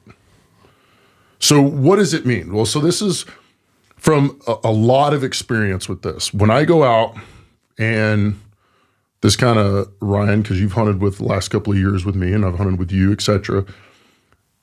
When I see these scopes that have high failure rates, so they wouldn't pass an 18-inch drop, bro, it's 50-50 if that scope loses 0 on the first hunt that I'm with that person. We checked 0 before, by the end of the hunt, it's 50-50 if it's lost 0. Like, that's how bad it is. With no excuse given. We're not going to give an excuse because you didn't hit. You were shooting an inch dot when we started. You better be hitting that inch dot when we're done with the 7-day hunt, right? If it passes the 18-inch drop but fails, or if it does not pass the 18-inch drop, I wouldn't shoot it at squirrels. If it passes the 18-inch drop, I probably still wouldn't shoot it at squirrels. But if you're shooting a deer at 30 yards in your tree stand, like whatever. I mean, the real question is why spend the money to something that's broke out of the box? But if it passes the 36, the 18 and 36, but not the 3x3 36-inch drops, it's a toss-up. Like I would expect something to go wrong with that scope in the next several hundred rounds that one shot is going to miss at some point, right? And this is all just kind of, it's anecdotal. It's a big data set, but it's anecdotal and seeing a lot, right? Like as you're describing all, I think if we look at it from the listener's perspective and what they can get out of everything that you're laying on them right now. I could say with almost 99% certainty that there's a very small percentage of people, maybe 1%, that would actually go out there and drop their scopes on their hunting rifles, as an example. So if we were going to give the average hunters out there with a hunting rifle some value here, we could tell them that maybe there are some scope brands that you've experienced in all of your testing that seem to be better off than others, or maybe some recommendations, something like that, or even mounting methods, or like maybe you could tell the average hunter what you would do coming in at this price point, $1,000 price point, $500 price point, $1,000 price point, $2,000 price point. What are you looking at that hasn't failed on you in the field? First off, I'd tell them you're fucking welcome because we're doing it for you. Yes, for sure. And you can donate. Okay. To the cause. Nice. So 308 ammo. No, you can donate through the cause. You can donate to us through PayPal. We've got a whopping, I think, $386 so far. Really? Yeah. Sweet. So when we put like $9,000 into it. Yeah. So we bought scopes, and I'm not trying to get money from anybody. You do what you do, but I'm just saying we can do that. I mean, we pretty much have a pass fail. There's a $300 scope that passes every SWFA. It's ugly as shit, but it passes. So, I mean, there's plenty of scopes on the market there's not plenty of scopes on the market. There's plenty of price points on the market. And that's the biggest thing with that is price point has no effect. Yeah. Like it has no correlation to price point. But most consumers, most hunters on the market, they would assume that if they spent $500 on a low level vortex versus spending $3,000 on a night force attacker, they assume that they're getting more durability, dependability by spending more money. I think so if you ask them, but if you ask them when you look at people when they ask about scopes, right? We'll just use scopes as an example. Let's go for all gear. They talk about glass and features, things that you can hold up in the store and look through, right? Was when you get a new gun and your buddy shows your new gun, he has you look through it. He doesn't talk about like how well it works. He just look through it. It's awesome, right? So what you pay for in optics, and that's with the Chinese companies now, that's changing, is glass and features. But let's just be very clear. Once we're talking about, like we said earlier, like glass, so once you get past usable in glass, it is no longer affecting the American hunter that cannot legally shoot at night with just moonlight. There's lots of preferences, right? Like hate's a strong, I strongly dislike certain reticles and certain glass, like what it looks like to my eye. But if you had me play $1,000 down and say, if you miss this shot with this scope, we're keeping your $1,000. I can hit with it just fine. I just don't like it, right? That's when we started. I think, I feel, right? If we talk about what I like, it's Winchester pre-64 Model 70s and loopholes. That's what I like. I can. So do you recommend loophole for the average hunter? Okay, so VX5 HD, Mark 5 HD. So I've said some things that make people just lose their mind. This is not a Okay, so that's a perfect example. People think I hate Loophole. Loophole has made one of the most durable scopes ever made. Which is what? The now discontinued fixed 10 power Mark IV is the one that was issued on the U.S. Army sniper rifle for almost 30 years. They don't make it anymore. The group sizes opens up when you drop them, but the point of impact does not change. In other words, from each drop to each shot, it might produce, if the gun's shooting 1 MOA, it might produce a 1.5 MOA group through the drops. But as soon as you stop dropping it, it goes back to 1 MOA. It never changes the center point of impact. So I can't hate Loophole if the spotter that I use, which is now broken ironically, but I'll give it a pass. It's been like 13 years of unbelievable abuse, is a Loophole. And I can also say that they've made one of the most durable scopes ever made. The VX5 that you used, I have seen more than 24 now. None of them will pass a drop eval. None of them, not one. Right? With a proven gun, if the scope fails, we put the other scope back on it. We've taken the test scope out of the rings, put the test Night Force mil spec out of the rings, put the new scope in those same rings without ever removing them for the gun, torque them down, shoot it, it fails, take that scope back out, put the test scope back in, it holds zero, etc. Right? I've never seen one pass. It's not going to pass. No, and we tested two different. Well, that's the Mark V. Two different Mark V. One was yours, Jake. Yes, I know. Yeah. So the first one I tested, so I'd already seen over a dozen Mark Vs, non-commercial Mark Vs. What I mean by that is they weren't bought on the commercial market. None of them have ever lasted. Like the best variable power scope Leupold has ever made is a Mark V. Isn't the Mark V HD generally, wasn't it made, or is there a version of it that's made specifically for military applications? Yes. Like, was it? Okay. Including the spotter you were talking about, like they have that one spotter that's almost like a square like this with the eyepiece here and the objectives down there. Yeah, so the Mark that's a Mark IV spotter. Yeah, you can buy them, but yes, that's what I use because it's got Just a a reticle gold in it. ring, right? Gold ring. It's 15 to 45 version of the military. Yes, version. Yeah. So the Mark Vs are the best overall, the best variable Leupold scopes that Leupold has ever made. However, before the drop eval with you, I have shot more and used more than a dozen. In no dropping, none of them would survive dropping. None of them went more than 500 rounds without having to be re-zeroed. I think we're actually in the 400.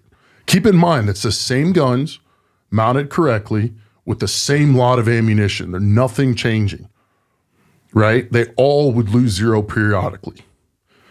The thing to understand, and I'm not trying to get too far deep in this, as I said it earlier, like these manufacturers aren't testing the way people think they I was are. just about to say, have you guys ever worked with Leupold to?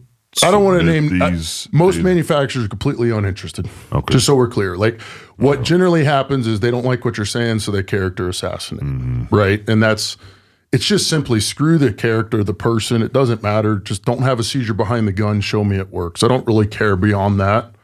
Like it doesn't matter, but that's what they do. Some companies have. So we're clear. There are companies, as I said, there are some that listen and are producing much better products. And you're seeing that slowly. But it's also one of these where if the company isn't doing testing, when I talked to a scope, and there was a scope a few years ago, I think if I want to say this, well, it was going to come to market. There's been several of them. And the whole point is they were ready to release a scope that was expensive, that had less rounds on it total in all of their testing than I did in the first hour. Like that is insanity. You're releasing, they don't do what people think they are because people don't shoot guns because they're expensive, which is, buy a 223, live your life. Or they're trying to, the average hunter's trying to go with a reputable, well-known brand because they believe things are tested. Yeah. Well, so you believe things are tested. Have to test it. Right. And that is what it should be. Right. And so I'll do it because it's public and there's no love or hate here. So we're clear. Night Force shows you how they test their scopes. They smash them on a steel table with some duct tape. Right. And anybody that's been to SHOT Show, dude, they smash those things. The reason maybe 99% of Night Forces suck. It doesn't matter. They don't ship them. Like you only get the ones that work. Now, do Night Forces fail at times? Yeah, everything fails. But the odds are so low that it's like everything fails. So you've had how many NX8s with messed up zero stops? Two. So I know four total. But I've had out of all my NX8s, I've had not one single. So I've seen probably 100 NX8s of the model he's talking about. Yeah. He's had two, and I've seen two others. That's 4% failure rate of the hundreds. Okay, fine. Those are the only things I've ever seen with Night Force. I'm not saying they don't break. They certainly do. And they definitely had an issue with customer service for one famous one they do. It doesn't matter. If I get a Night Force today that breaks, it's not like, oh my God. Dude, the volume that has been used and shot in, it's like, sweet, I finally broke one. He was there when I thought an SWFA broke. Yeah. Do you remember that last year? And I was excited. I was going to tell everybody about it. Why? Because it's got 140-something thousand rounds on it. I thought it was done. Well, and the thing is, no scope gets preferential treatment. They're all tested exactly the same. It doesn't matter if they pass or fail. But I wanted to talk about testing. What about the humbler? Leopold says they test it. They have a humbler. Why is that not a valid test? What is a humbler? What they call it. So it's a so imagine a machine where you put a scope in it and it simulates recoil. So like recoils, I think it's Loophole. There's a lot of them do it. If Loophole's listening, I don't hate Loophole, right? Just make your stuff actually work. We don't hate any brand. No. We're just testing it to a standard. Yeah. So Trying Night to Force. be a better hunter. Yeah. Well, it's all in eliminating the variables as we get to it. So there's something that most people realize when they get in like an R group, right? And I'll say it like 600 yards.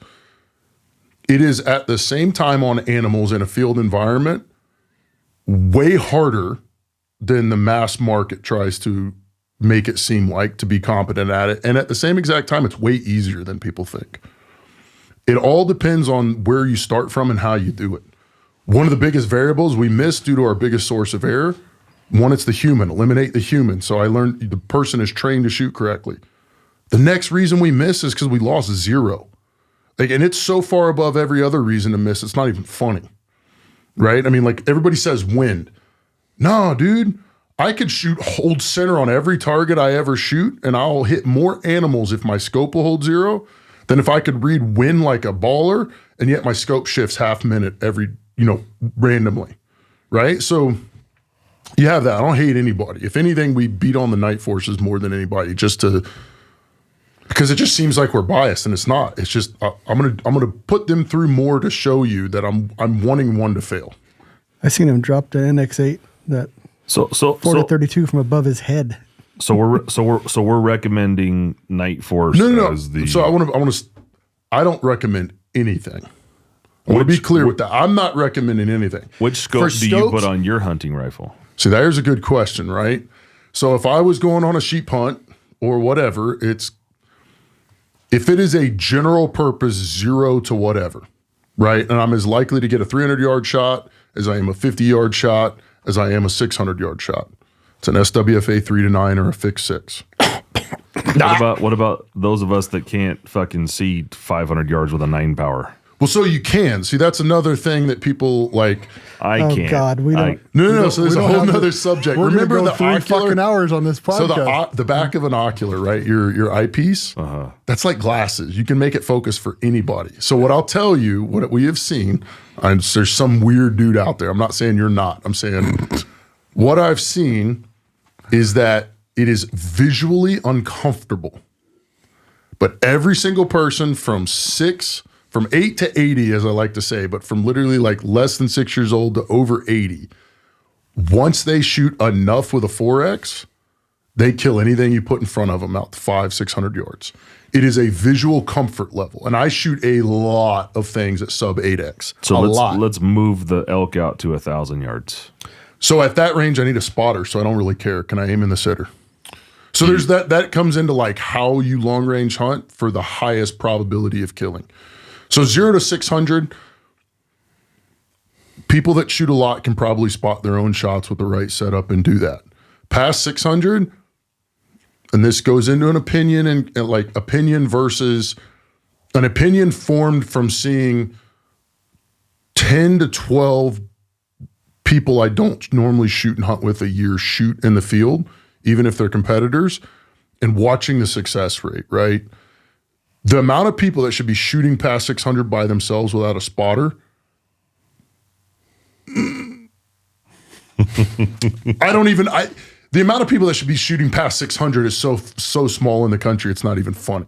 When you talk about like where we live out here and we can shoot constantly in the mountains and just random, like places I've never shot before. I was shooting this last week. Every day I shot in a place I had never shot before, right? And tracking hit rates out to 1,800. The amount of people that should be shooting past 600 without a spotter is so small that they already know what they legitimately do not need to ask a question, right? So it all becomes, so power is relative. Like, are there shots that I might miss? I'll just use me as an example because I'm not using enough power.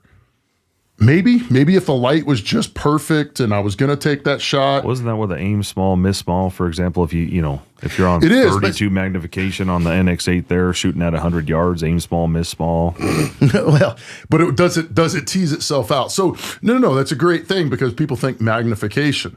So now you're going into success rate in total. Like So people want to if you remember- handed me a 4 to 32 NX8 and Yeah. I got to shoot a group at 100 yards, even a 10 shot Yeah. group, it doesn't matter. If I shoot it on 4 power or 32 power, I will shoot better at 32 power. Okay, so let me ask you a question. Yeah. If I now put an 8-inch circle at 100 yards, and I said you're going to shoot this circle, and like a video game, every time you shoot, the ball is going to bounce out of your field of view. And if it takes you longer than 2 seconds to reacquire and shoot it again, I'm going to hit you with a taser. What power are you shooting at? Yeah, if it's going to go out of view, you need That's smaller the thing. magnification. Well, so that's the whole point. Yeah. We're shooting animals that move. Yes. Right. So here's what I can tell you from thousands of animals shot. I'm not talking like sage rats. We're in the thousands of game animals, from antelope and bigger. Field of view matters so much more than magnification. It's not even funny. Like, I can count on one hand in the amount of animals I've shot with a rifle. Were hundreds upon hundreds upon hundreds. One hand where the magnification hurt me on hitting that animal. They'll too low, and it is in the hundreds with too much magnification. The number one thing, Ryan, last 2 years with some people that are competent, right? They're not incompetent people, not like people would normally associate. They're experienced hunters. What is the 2 things that you hear me say the most when it all starts going downhill? Don't touch the fucking magnification And rack. and reload. So what does people do? They turn up the power so they can see the That's what I was hair on about the to say. animal? Everything you're talking about revolves around a follow-up shot, not Yes. necessarily the first shot. It's No, 'cause always a follow-up shot. So the thing is like, okay, so I have high magnification, say 30x at 800 yards on an elk or a deer. Okay, so I'm going to, unless the person can shoot really well and they're shooting a gun from a really stable position that's designed correctly so it doesn't, there's almost nobody's keeping that animal in the field of view at 30x. Like I don't care who you are. Maybe at 10x, 12x, sure. But unless you're shooting a 22 Creedmoor, it's coming out of your field of view. Okay, because they're not, a lot of this comes from PRS where you're shooting a gun that literally doesn't move. You free recoil it off a barricade, right? That's kind of the transfer where the quote unquote long range hunting is getting most of its influence is PRS. I think that influences scope design and gun design primarily. That's not necessarily a bad thing, but it does have some bad consequences. So it's 800 yards. I shoot it at 20x or 25x. You're losing the animal. So boom. This is the thing that happens. If you've missed an animal in the last 50 animals, raise your hand. Okay, that's everybody. That's reality. There is no such thing as 100%. So every shot we take, like, it's not 100% at 100 yards broadside on a green field. If we measure enough animals, you're going to miss at some point for some reason. So it's always a probability, right? So I can tell you, I have missed 3 animals in the last 100. 2 were for this same exact reason. 1 was for completely other reason, ballistics coming out of a rangefinder that was affected by my body heat, right? Verified, not like I hope, I like, I think, I feel, right? However, going with other people, everybody says they fire 1 round, the animal dies, right? Like Ryan. They hope. They hope, but so people say this and people will be like, I've never had these things because we emphasize, I say we, the people I hunt with, on-demand shooting ability, a 0 that never changes, and somebody that can run a gun correctly. That is load it, unload it, fire rounds, keep it in it, just keep the gun running and quote unquote shooting multiple shots. And people, I've never had that. And then what's really cool is when they video some of their hunts and you watch an animal get hit poorly and it stands there for 4 minutes and they cut the video and then they cut the new video in when it falls over. And it's like, why did you watch it for 10 minutes? And they're like, well, I got a 1-shot kill. Bro. We as hunters do very bad after action reviews or none at all. Correct. And after hunting with Form for a few different hunts, and mainly my uncle's hunt, it made me go back and think about my last 10 or 15 kills, and only maybe out of the last 20, 3 dropped instantly. And the rest required either they were dying on their feet. They're already dead. Sure. But I didn't know for sure. Nobody really knows for sure. You know, you can say, oh, it's right behind the shoulder, and they can still run 500, 600, 800 yards. So they required follow-up shots. So that him racking is right. And in retrospect, I kept thinking to myself that I was better than I actually was. And having Form around, he's really good at telling you, yeah, you're fucking not that good. And making you think about more about all the whole aspect from start to finish, that you need to get another bullet in there and you need to get back on target and dropping the magnification and racking as soon. Now, he's not talking about shoot and rack. Like you shoot, you try to see where the bullet impacts and then you rack. Yes, there's a whole process, right? So it comes in, I grew up in the one shot, one kill kind of thing, right? Like, and then we started doing crop depredation and culling, where you're shooting 70 to 100 per person a day or a night. And like the animal cannot leave this region, like it's on a field and it cannot leave. And then just regular hunting, we're killing a lot of animals, like with the group. I mean, that's what they do. The amount of animals we lost or created rodeos because we shot once and just watched them, it's staggering. Now, most people, they don't understand that. And I don't mean this rudely. There's a difference between killing one deer 20 years in a row. So you basically have the same experience over and over and over again. So you don't really learn anything from it, and killing 20 deer, right? Or that's not even statistically relevant. But when you start seeing like dozens to hundreds of people shooting because you like to hunt. So like I just like going with people and watching, right? Because I get more data and make fun of them mainly if I know them well enough.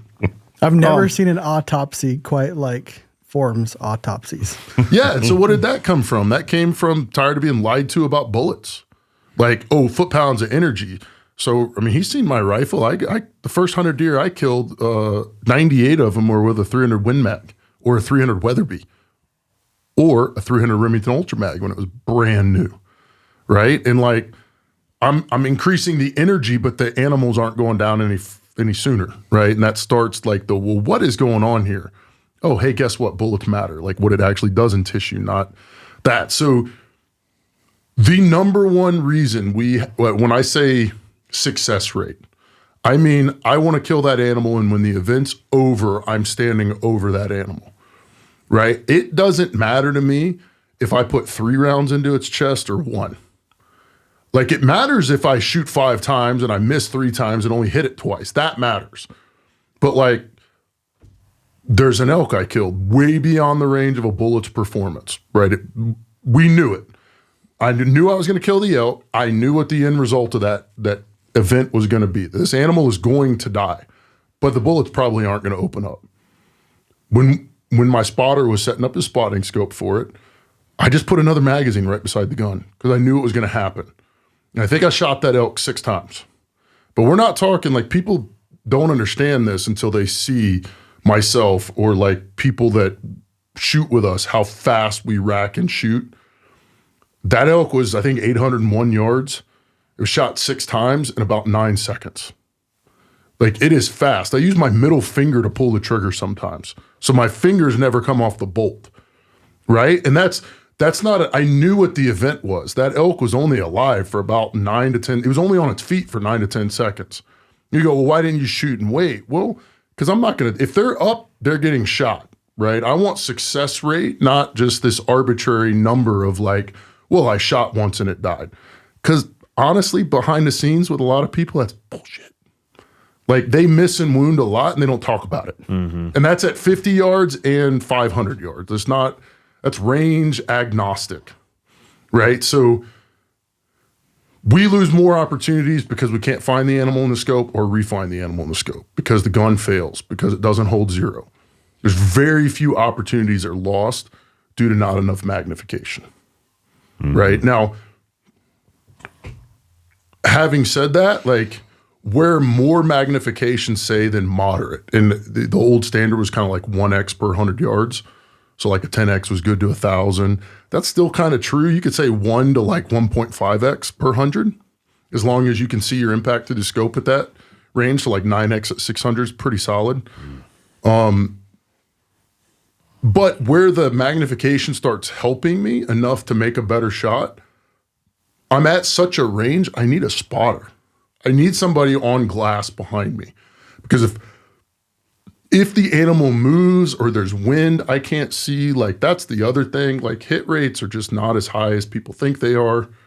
Like, I don't know what people are doing to say they have 100% hit rate. Is that like 100%? I've shot 3 animals, so I have 100% hit rate.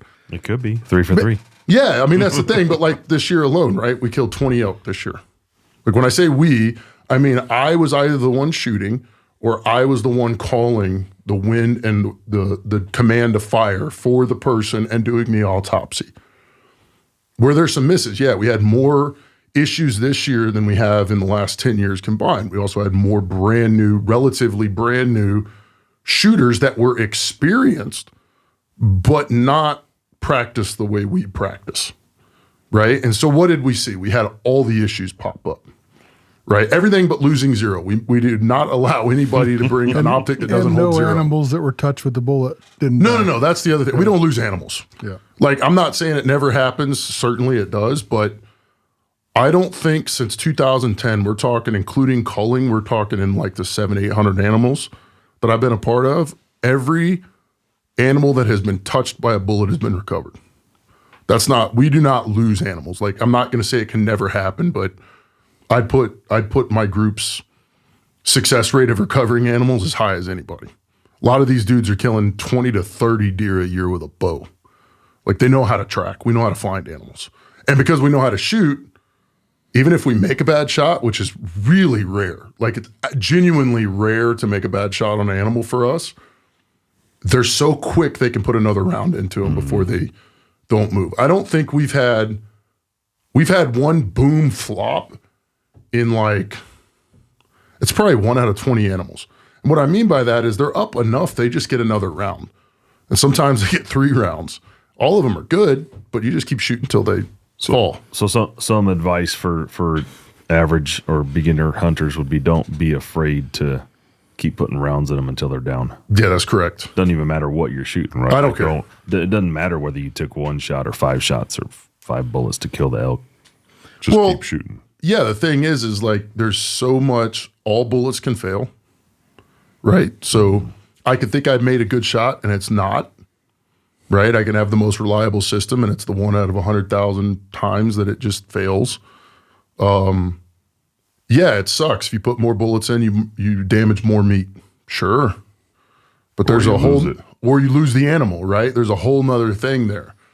And I think to keep in mind on this this context, this conversation is, you're trying to kill the animal. You're not harvesting crap. It's not corn. Kill it as quickly as possible. And that doesn't mean you shoot bigger guns necessarily. It just means there's time to incapacitation is what we call it, from I started till it's done. We like big guns. I like big guns. Most people just can't shoot them worth crap. I often talk about a lot of the things you've said for a reason to use a bigger bullet going faster to increase and I understand there's arguments for 6 millimeter may kill better, all that good stuff. But one of the arguments for using a bigger bullet might be that to give you more of an margin for error. Margin for error, yeah. Okay, so we're going to transition into. No, that's all right. It just no. I mean, first of all, have we finished the drop test? Okay, so scopes. Sorry, you asked me a question. Scopes. So scopes that generally work. SWFA 3 to 9, fixed 10 power, fixed 6 power, 5 to 20. Talk to night forces. The mainstream hunter who's looking at a Leupold VX3 HD at Cabela's for his hunting rifle he just purchased. If you care about it holding zero, don't. Okay, so give some options. SWFAs generally work pretty good. And I'm talking about scopes that generally work. I'm not talking about absolute bulletproof. But I really haven't seen. I've actually probably never met somebody that showed me or talked about a rifle that had SWFA on it. Right? So let's go. Trigicon. Okay, Trigicon what? All the Trigicons I've seen, while they may not be absolutely bulletproof, they are what people generally think of scopes as. They generally work okay as long as you don't put them through too much damage. It's also interesting because the way I would think about a Trigicon is for some type of AR optic, something like that. Yeah, they're generally ACOGs and stuff. Not a hunting rifle. They don't advertise them for that much. Yeah, exactly. Right? And Trigicon's a company, if you go look, they talk about drop testing scopes now and all that, right? And I don't have anything to do with that. Good on them. Some of them do lose zero from like 36-inch drops. And one of the better ways that we kind of to show the average hunter, like to give him an example of what it losing zero from a drop causes, is I just like to say, okay, at what round would I have missed a deer at 400? So an 8-inch target at 400 yards. When you talk most of the hunting scopes, like just name a brand, doesn't really matter. It's all the same, right? Remove out, we can name brands, but remove out, Trijicon, Aimpoint, Night Force, SWFA. It's like sub 400 rounds of just use. One of those rounds will miss. Just carrying on the side of a backpack or in the back of a truck, right? So when we talk about that from the drop eval, 18-inch drops, it's like, okay, what round would it? Well, the first 18-inch drop on the scope you just mentioned, the first 18-inch drop will cause a miss on a deer at sub 100 yards, generally, right? And they're not cheap scopes. That's not a $300 or $200 scope. Scopes holding zero should be the baseline. $100 scope should be as reliable in general use as a $1,000 scope or $2,000 scope. Glass and features should be the separator, but it's not. Just not how the world works. Yeah. So right now, basically, does the manufacturer care about the scope holding zero through impacts? And that's pretty much Night Force, Trijicon, and SWFA, you can say, and Aimpoint.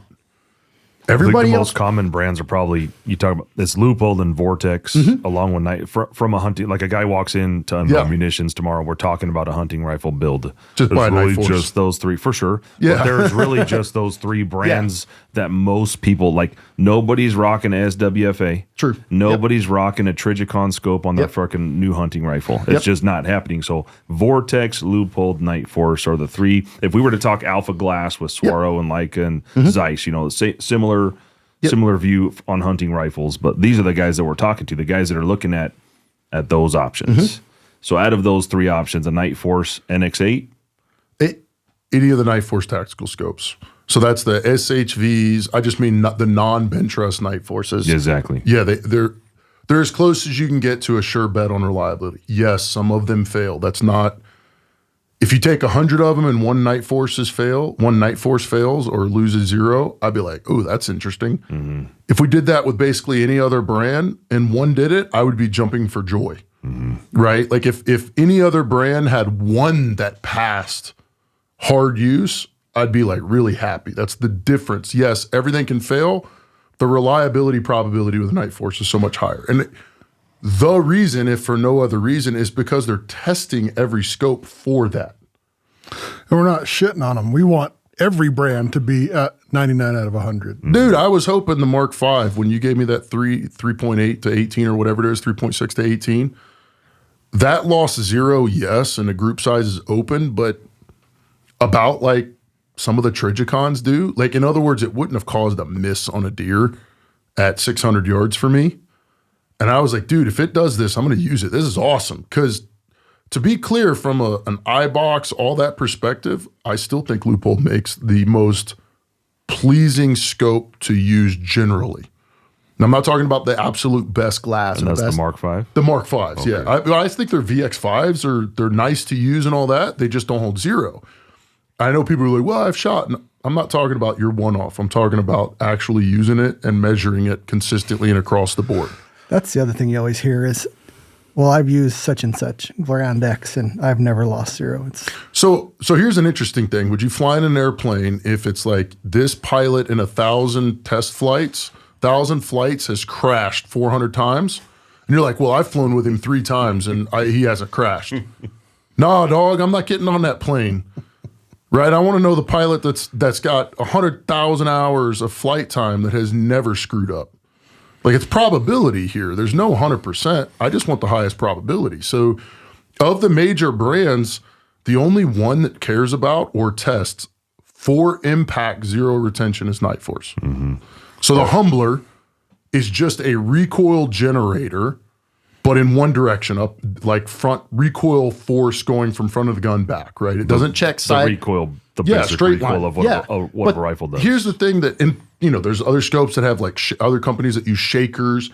They're just making sure the scope functions at the end. They're not What I need it to do is I mount it, and then no matter the force I apply to it within reason, right? So like drops or whatever, shaking, the crosshairs remain in alignment with the bore. But none of these companies, they're not measuring that. They're just measuring where the thing comes apart. They're trying to minimize warranty returns. That's correct. That is absolutely correct, because people don't send scopes back and say, hey, this lost 0 on me. They send it back and says, I can no longer zero it. Right? It used to keep stacks of all the particular brand of scope when we'd send them back, and what they said. 100% of the time, replace the erector, replace the erector, replace the erector. Or they replace the erector and then don't put anything. Oh, that happens too. They replace parts but don't tell you they replace any parts. I have a couple of those. Yeah, there's plenty of those. So are there any, are Mark 5s used at all in the military? Oh, yeah. Yeah, Army uses them. Okay. Yep. The only thing I'll say there, I'm not going to get into that, is there's enough public knowledge out there. They're not measuring them for impact zero retention. A lot of the government tests are public, like how they're testing them. They're not mounting these scopes on guns, shooting them for 5,000 rounds and making sure the zero doesn't change. Here's why. They can't. Anybody that's been in the military, every time you go to a range, you have to re-zero. Why? Because you are getting a new lot of ammunition. You have lots shift in ammunition. You have no clue if that thing holds 0. The amount of places, government or otherwise, that can shoot 1,000 rounds and from range trip to range trip to range trip and shoot the same lot of ammo is like, you can count it on one hand. Like, it just doesn't happen, right? So, hey, military uses Night Force too. I could just tell you, lots of government agencies do, lots of places do. That is not a reason to use Night Force. You know, that's an appeal to authority that I think most people don't understand what it actually means, right? Like, it's funny. Well, you hope that so from a normal person point of view, we believe that if the military uses something, it has received further testing than normal civilian equipment would. Yes. In order to meet a contract for mil spec. That is true, but you have to look at what that means. Usually it means what he just said, like absolute destruction. Yeah. Right? Like, there's a lot of things that something not being destroyed, that means unusable, does not mean they're working correctly. Right? And I'm not saying there's, like I said, the loophole Mark IV fixed 10X. The history of that scope is when the Army was doing their M24 trials in the 80s. They were jumping out of airplanes. None of the scopes would hold 0. Loophole told them we can make a scope hold 0, and they did. And they were testing the impact of parachuting airborne ops on that scope. That's why that scope works. They built it for that. The testing is slightly different now. They're not directly measuring it. Okay, did we get through the drop test to where you drive around with it? That's where we're at now. Oh my God. There's still more testing? I thought we were done testing. Hour and 45 minutes, and we're finally getting towards the end of it. Okay. Okay, so say it passes everything, hold 0. Even if it loses some 0, a lot of times we'll still use it because I want to show how, we want to see how long of just normal use before the scope loses 0 again. From no dropping, right? Because people will be like, yeah, of course it loses 0 when you drop it, but I'll never drop a scope so it works. So then we show it. Right? So then I just throw it in the back of my pickup truck on a padded seat. It's not in a case, but there's nothing smashed in the scope. Like, you can look at the scope. They're not banged to hell and back. It's just vibration from the vehicle up a Forest Service road that's kind of rough. Like, if you've been on any normal Forest Service road, it's like that. They don't last. Like, they lose 0 so fast. That's what killed that first Mark V. It was okay enough that I would have hunted with it. Everything worked. I shot it for 100, 120 rounds that day. Drove to the house, drove back up the next morning. It had lost 0 by 0.4 of a mil and was shooting like 5-inch groups just from the vibration. And the funny part is if they don't pass the drop test, they generally don't pass the drive around test. I've never had one that does. Right? So, like the Athlon, that 2-12 that everybody likes, BTR2 Helios, whatever it is. It didn't pass the drop eval. Like, it lost 0, right? But it did adjust correctly. Everything seemed fine. So, okay, it doesn't pass the drop eval. So we re-zeroed it. At the end, shot quite a few rounds. It held 0. Everything was great. I drove around for a few days.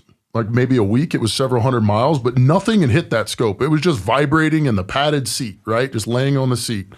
It lost 0 by 0.2 of a mil the next time I shot it. That's all the drop eval is showing you an impact. Like the eval is showing you like oh my God, I dropped my gun. What is the likelihood that it works? And it's like an accelerated way to see the probability that this thing is going to work, period. Right? So it's interesting because the Trijicon 3 to 8, now it's a sample of 1, right? You have 1 that works pretty well. Everything's going fine, but the group size opened up. It doesn't necessarily shift when you drop it. When we kind of did it, man, if you want to say it shifted 1/10 of a mil, fine, or 1/10 of an MOA, whatever, dude. It stayed within the group size of the gun. Now we're almost at 3,000 rounds with that thing. It's been used to kill an elk out to 803. Everything in between went through heinous use. Any version other than myself or maybe Ryan in this thing, this would be absolute. You would never treat your gun like this. And it's still 0. I wouldn't let Ryan use any of my gear. Actually, I'm starting to realize more and more now. He's not borrowing my shit no more. Yeah, he did. That's because Swarovski's not going to fail. Yeah, there we go. Well, it doesn't matter because I don't know. I was going to say it doesn't matter because it doesn't have a reticle. Doesn't have a reticle. Doesn't have a reticle. It's okay. So you should see the picture I have of what he did to your spotter. Oh shit! He hands me the shiny. Nothing. He hands me the shiny magazine earlier, and I fucking dropped it. He's doing this with the magazine, then he just drops it right on the ground, and anyways. So are we done? Is that whatever? I'll answer anything. No, is that the done with? We're done with the scope test over. Yeah, if it holds 0, we just track it for 3,000 rounds, right? And that's most people's lifetime, right? And it just kind of goes from experience with a lot of rounds, a lot of scopes. If it goes 3,000 rounds and holds 0, except for that one Miopta, like they just work. Like the probability is you're good. And then by the time you get 2 of them that work in a row, so that's 6,000 rounds for one scope, make, and model, one specific model, because it definitely changes per model, right? You have a pretty good idea that thing's going to work. But we did learn next time you buy a used scope, make sure you ask for a round count. I had never thought of that, but if you get one from any of the 3 of us, you probably better ask. Yeah. That's good. Yeah. Awesome. The funny part is there was a scope that he had dropped, and I'd sent back to the company, and they sent it back, and they said nothing was wrong with it, so we reevaluated it, and it literally dropped. It broke, or it came off 0 with a 6-inch drop. That's not made up. People think there's something like, that is not made up. I have 0 doubt. Like, in other words, I'm not saying in any way that it doesn't meet the company spec. What scope is this? Well, it's sitting. I'm not going to say what scope it is because people can go find out on rockslide.com. Okay. But it's sitting over there on that Spider-Man gun. Oh, yeah, that one. Now that we're talking about that, so all this scope testing you guys have been doing together, this is all documented on Rockslide? All on Rockslide, and we're not like... How do they get to it when they go to rockslide.com? You go to the long range hunting section, and the scope, is it scope evaluation? Yeah, it's at the very top. You go in there and you click forums? Or all you got to do is type in Rockslide drop test, and you'll get it. Rockslide scope, that's Rockslide with a K. All you got to do is put in Rockslide drop tests, and it will go right to forums. Fucking handiwork. Perfect. I got one question for you, and several people emailed me about this. Okay. PM me. You said the other day that most people shouldn't be shooting past their point blank range anyways. Yes. Why? Because they miss. So if you see, people, it's like everything else in life. I'm going to try not to be... What's a point blank range? Maximum point blank range. So say like 200-300 yards, right? So you zero your scope 2 inches high at 100, and you can aim dead on at a deer out to 250 and not miss, blah, blah, blah. Before turrets, it was like a big deal. That's why Weather Beast, Lazzaroni's super fast. So you could dial in 3 inches high at 100, and you could hold top of their back at 4. Yeah. Max point blank range. So here's the funny thing. Everybody's a hero in their own story they tell themselves. I certainly am. Right? Everybody is. So I think the biggest deal is, if you're just going to be honest, make yourself that hero through like rigorous practice and training. But when you take people and you put them on a target that they have never shot before, and it's not their setup. AKA it's their rifle, their gear, but they didn't set that target up. They didn't know about it beforehand. You say, hey, just hit this. An 8-inch plate at 200 from the prone. The amount of people that hit that thing is like single digits.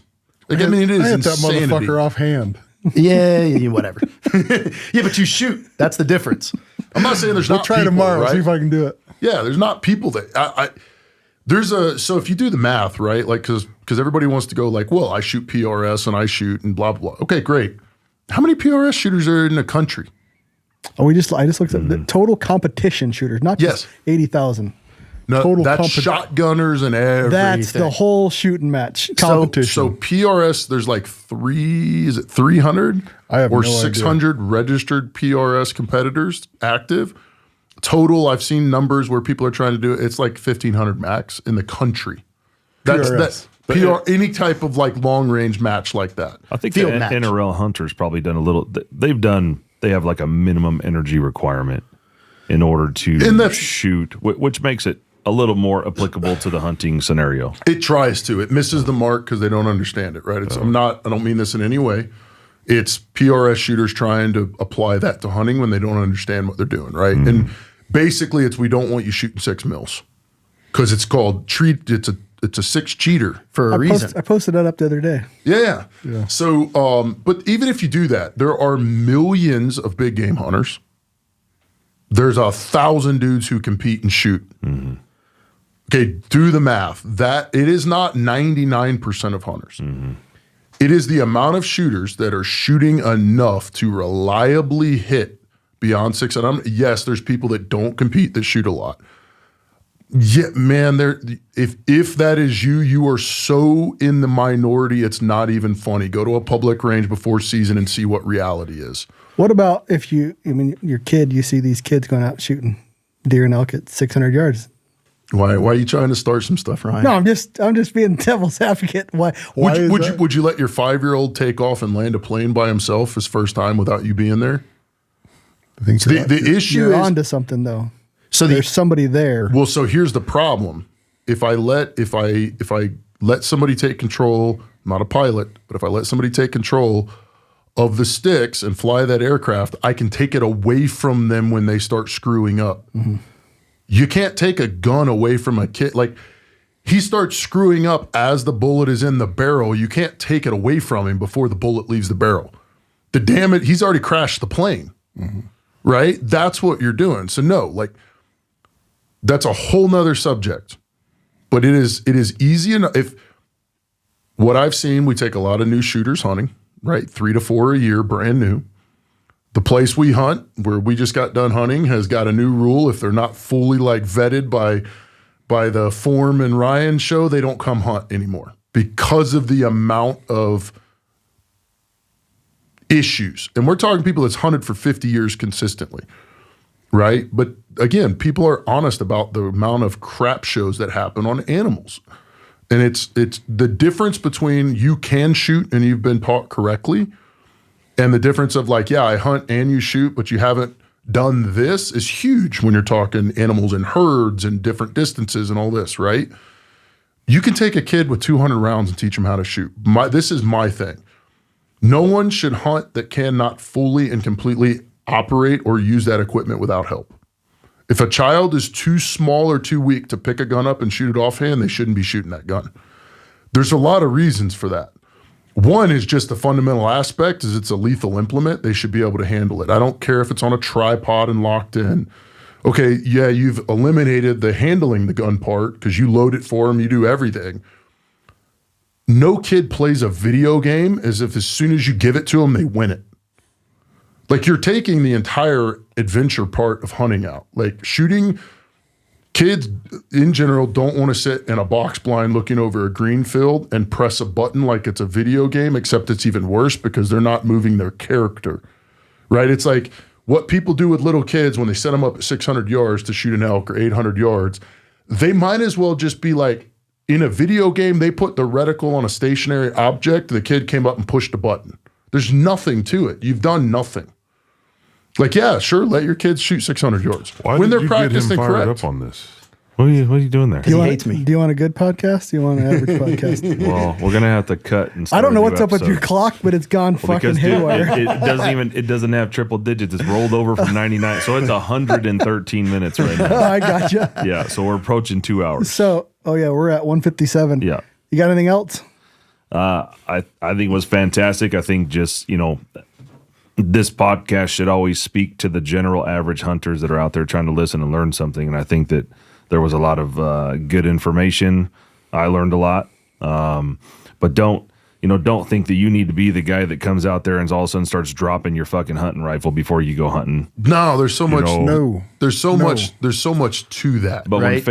when faced with the choice, if you have the means, when faced with the choice of what scope to put on your hunting rifle, there's been some good information for that too, and and the fact that your rifle scope holding 0 is the second most important part of not missing. That's the biggest takeaway. Yeah, That's something that everybody guys chooses. need to give that more thought Yep. and more effort. And the rifle losing 0 is a thing, right? There's way to fasten screws to a rifle and bedding and all kinds of stuff that. So when you reduce that. miss with the rifle, don't just dismiss it. There you go. Yeah. Put some work into it, troubleshoot, try to make your rifle a more consistent package when you go hunt. Anything else for him? Shoot more. Shooting more. Train more. And like I've always said, Rockslide, what I've said from the beginning, we report, you decide. Right? All we're doing is putting the information in front of you. You take it for what it's worth. If you don't want to listen, I'm not calling you stupid, but we'll just leave it at that. Hey, you can go please to podcast at shoottohunt.com. Tell us what we did wrong. Tell us what we did right. Tell us what we lied about. I'm sure there's going to be a lot of people that are either with us or against us. So let us know. Thanks for listening.